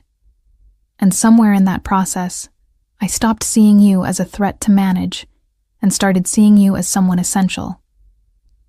Essential to your operations, or essential to you? Both. I'm done pretending there's a meaningful distinction." His thumb brushed along my cheekbone. "I'm 43 years old, Yara. I've built an empire, helped hundreds of students, restored countless pieces of furniture, and maintained careful emotional distance from everyone in my life. And then you walked through a door you shouldn't have opened, and everything shifted. You locked that door, threatened me, held me prisoner for weeks. I did, and I'm not proud of the fear I caused or the control I exercised." His voice dropped to something quieter, more vulnerable.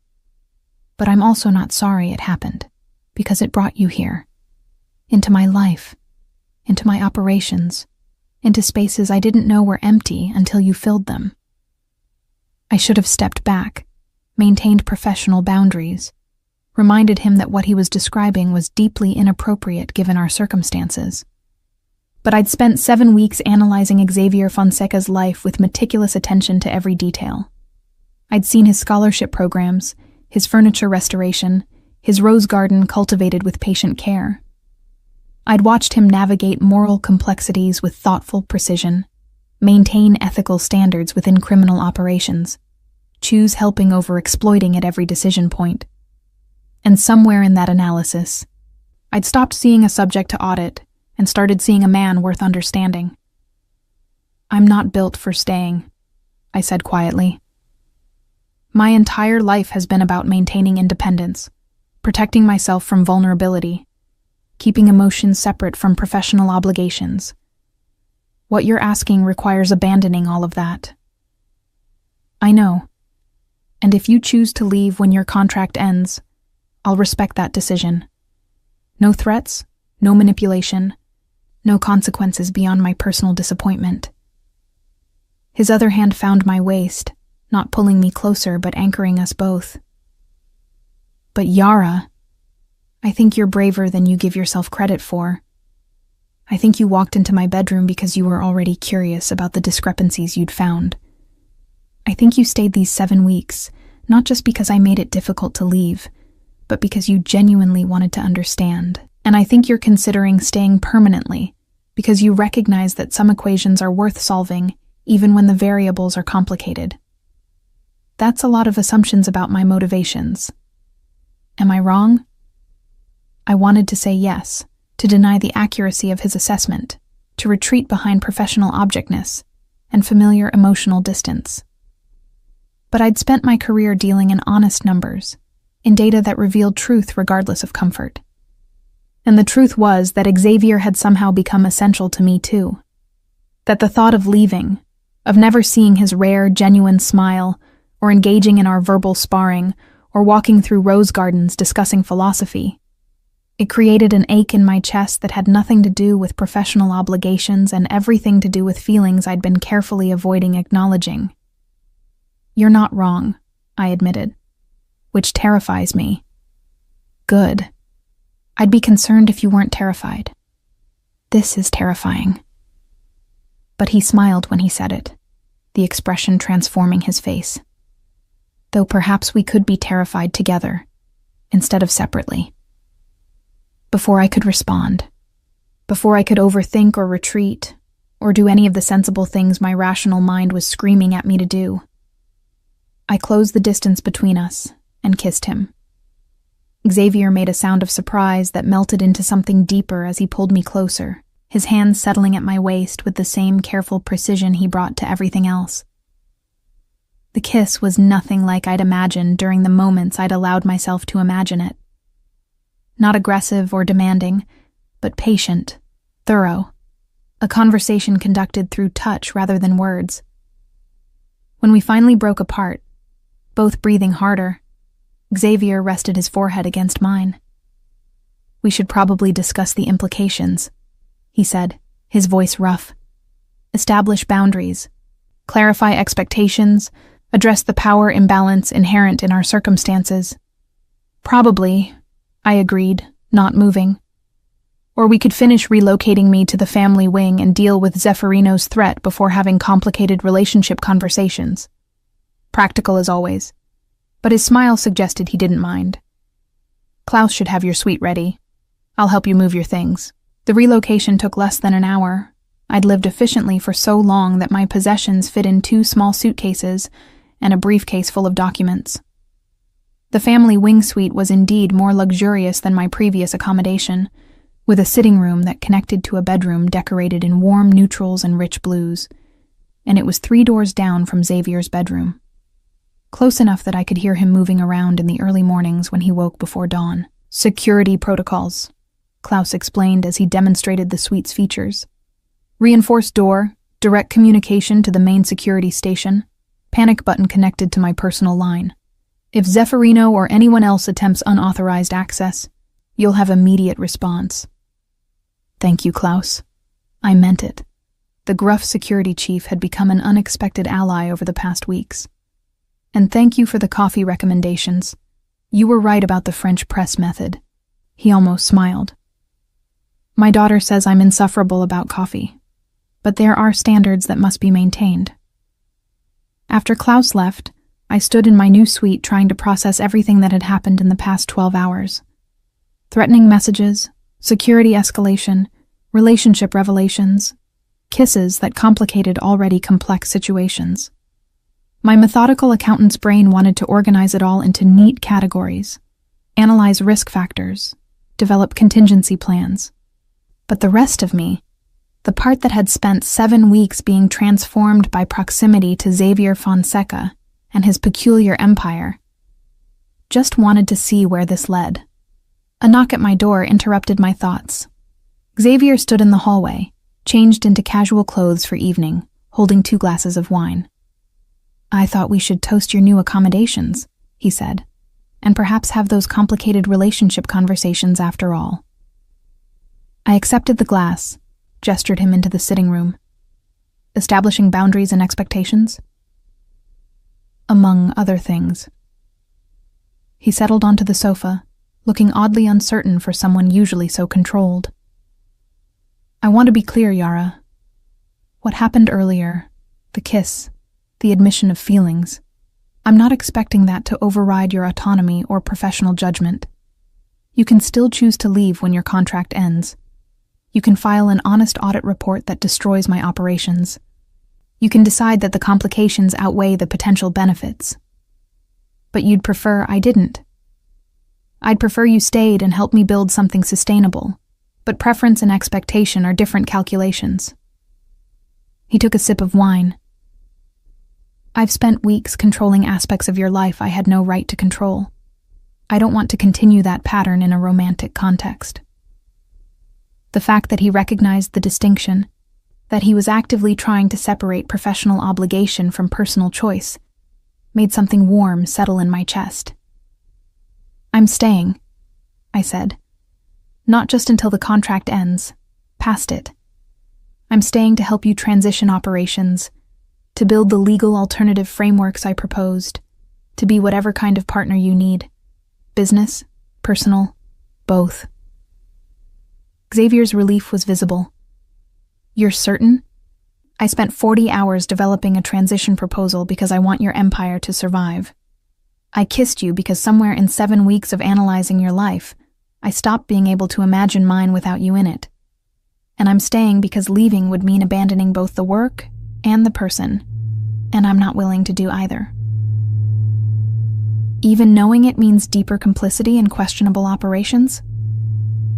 Even knowing that." I set down my wine glass. "Though I have conditions." "Name them." "We implement the legal transition framework within 2 years. No excuses, no delays, no justifications for maintaining status quo. I'll help you preserve impact while reducing criminal exposure, but the endpoint is legitimate operations." "Agreed. What else?" "We establish clear boundaries between business operations and personal relationship. No using romantic leverage to influence professional decisions or vice versa. If we're going to be partners in both senses, we need separation between the contexts." "Reasonable. Continue." "And you stop sending me flowers." At his surprised expression, I smiled. "Not because I don't appreciate them. Because I want to choose this relationship freely, not because you've been romancing me with beautiful gestures. When you give me roses now, I want it to be because we've built something together, not because you're trying to convince me to stay." Xavier was quiet for a moment, processing my conditions. Then he smiled, genuine, warm, the expression that transformed his face from merely handsome to something that made my breath catch. "You're going to be an extraordinary partner," he said, "in all senses of the word." "I'm going to be a pain in your ass. I'll question every decision, challenge every assumption, refuse to be charmed into compliance when you're being stubborn." "I'm counting on it." He stood, offered his hand. "Come with me. There's something I want to show you." I let him lead me through the mansion to his bedroom, the same room where this had all begun 7 weeks ago. But this time, I walked through the door willingly. No coercion or confusion, just choice. Xavier moved to a wall safe I hadn't noticed before, entered a combination, withdrew a small velvet box. "When I bought out Zeffirino's partnership 6 months ago," he began, "he accused me of being sentimental, of letting personal ethics interfere with profitable business opportunities. He was right, actually. I do let sentiment guide decisions that should be purely strategic." He opened the box, revealing a ring, simple platinum band with a single diamond, elegant without being ostentatious. "I bought this the week after you arrived," which was absurd, because I barely knew you and you were technically my prisoner, and the entire situation was inappropriate in every possible way. Xavier's voice was quiet, almost embarrassed, but something about watching you dissect my financial records with ruthless precision while trying to find ways to preserve what mattered. I knew. Even then, I knew you were someone worth keeping. I stared at the ring, emotions flooding through me too complex to name. Xavier, I'm not proposing. Not yet. We have too much to navigate first. Legal transitions, relationship foundations, addressing the power dynamics that brought us together. He closed the box, set it on the dresser. But I wanted you to know that this isn't casual for me. Hasn't been from the beginning. Whatever we build together, I'm committed to building it properly. You're a criminal with questionable judgment and a habit of making unilateral decisions that affect other people's lives, I said, moving closer. You locked me in a bedroom, searched my belongings, and held me prisoner for 7 weeks. By any objective measure, I should run screaming from anything resembling a relationship with you. And yet you're also the most morally complex, intellectually stimulating, frustratingly principled person I've ever met. You've built something genuinely impactful from questionable methods. You cultivate roses, and restore furniture, and create opportunities for students who remind you of yourself. I reached up to cup his face, feeling the scratch of evening stubble against my palm. And somehow, against all logic and professional training and common sense, I want to stay and see what we can build together. Xavier kissed me then, not the careful, questioning kiss from earlier, but something deeper, more certain. A promise and a claim, and a beginning all at once. When we finally broke apart, he smiled against my mouth. 2 years to legal transition. Clear boundaries between business and personal. No more flowers until we've earned them. Those are the conditions. I can work within those parameters. His hand settled at my waist, anchoring us together, though I reserve the right to be occasionally stubborn about implementation details. I expect nothing less. I kissed him again, softer this time. Now tell me the actual plan for dealing with Zeffirino, because I'm not spending our first night together worrying about threats from bitter ex-business partners. Xavier laughed, the sound genuine and surprised. Practical, even in romantic moments. This is going to be interesting. You have no idea. As we settled onto his bed to strategize about neutralizing Zeffirino's threats while building cases for legal transition, I felt something I hadn't experienced in years. Certainty. Not about the logistics or the timeline or even the ultimate outcome, but about the choice to stay, to build, to transform something questionable into something sustainable. 7 weeks ago, I'd walked through a door I shouldn't have opened, and found a life I hadn't known I wanted. 1 year later, I stood in Xavier's workshop watching him restore a writing desk that had belonged to his grandmother. The illegal gambling operations had been systematically transitioned to legitimate casino consultancy.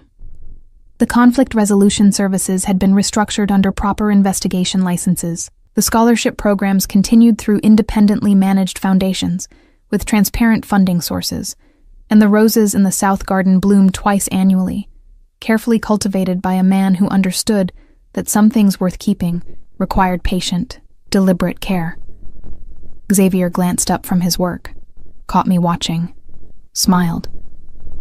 "What?" he asked. "Just observing," I replied, "noting patterns." "And what patterns do you see?" I moved closer, wrapped my arms around him from behind, pressed my cheek against his back. Growth. Transformation. Things becoming what they were always meant to be.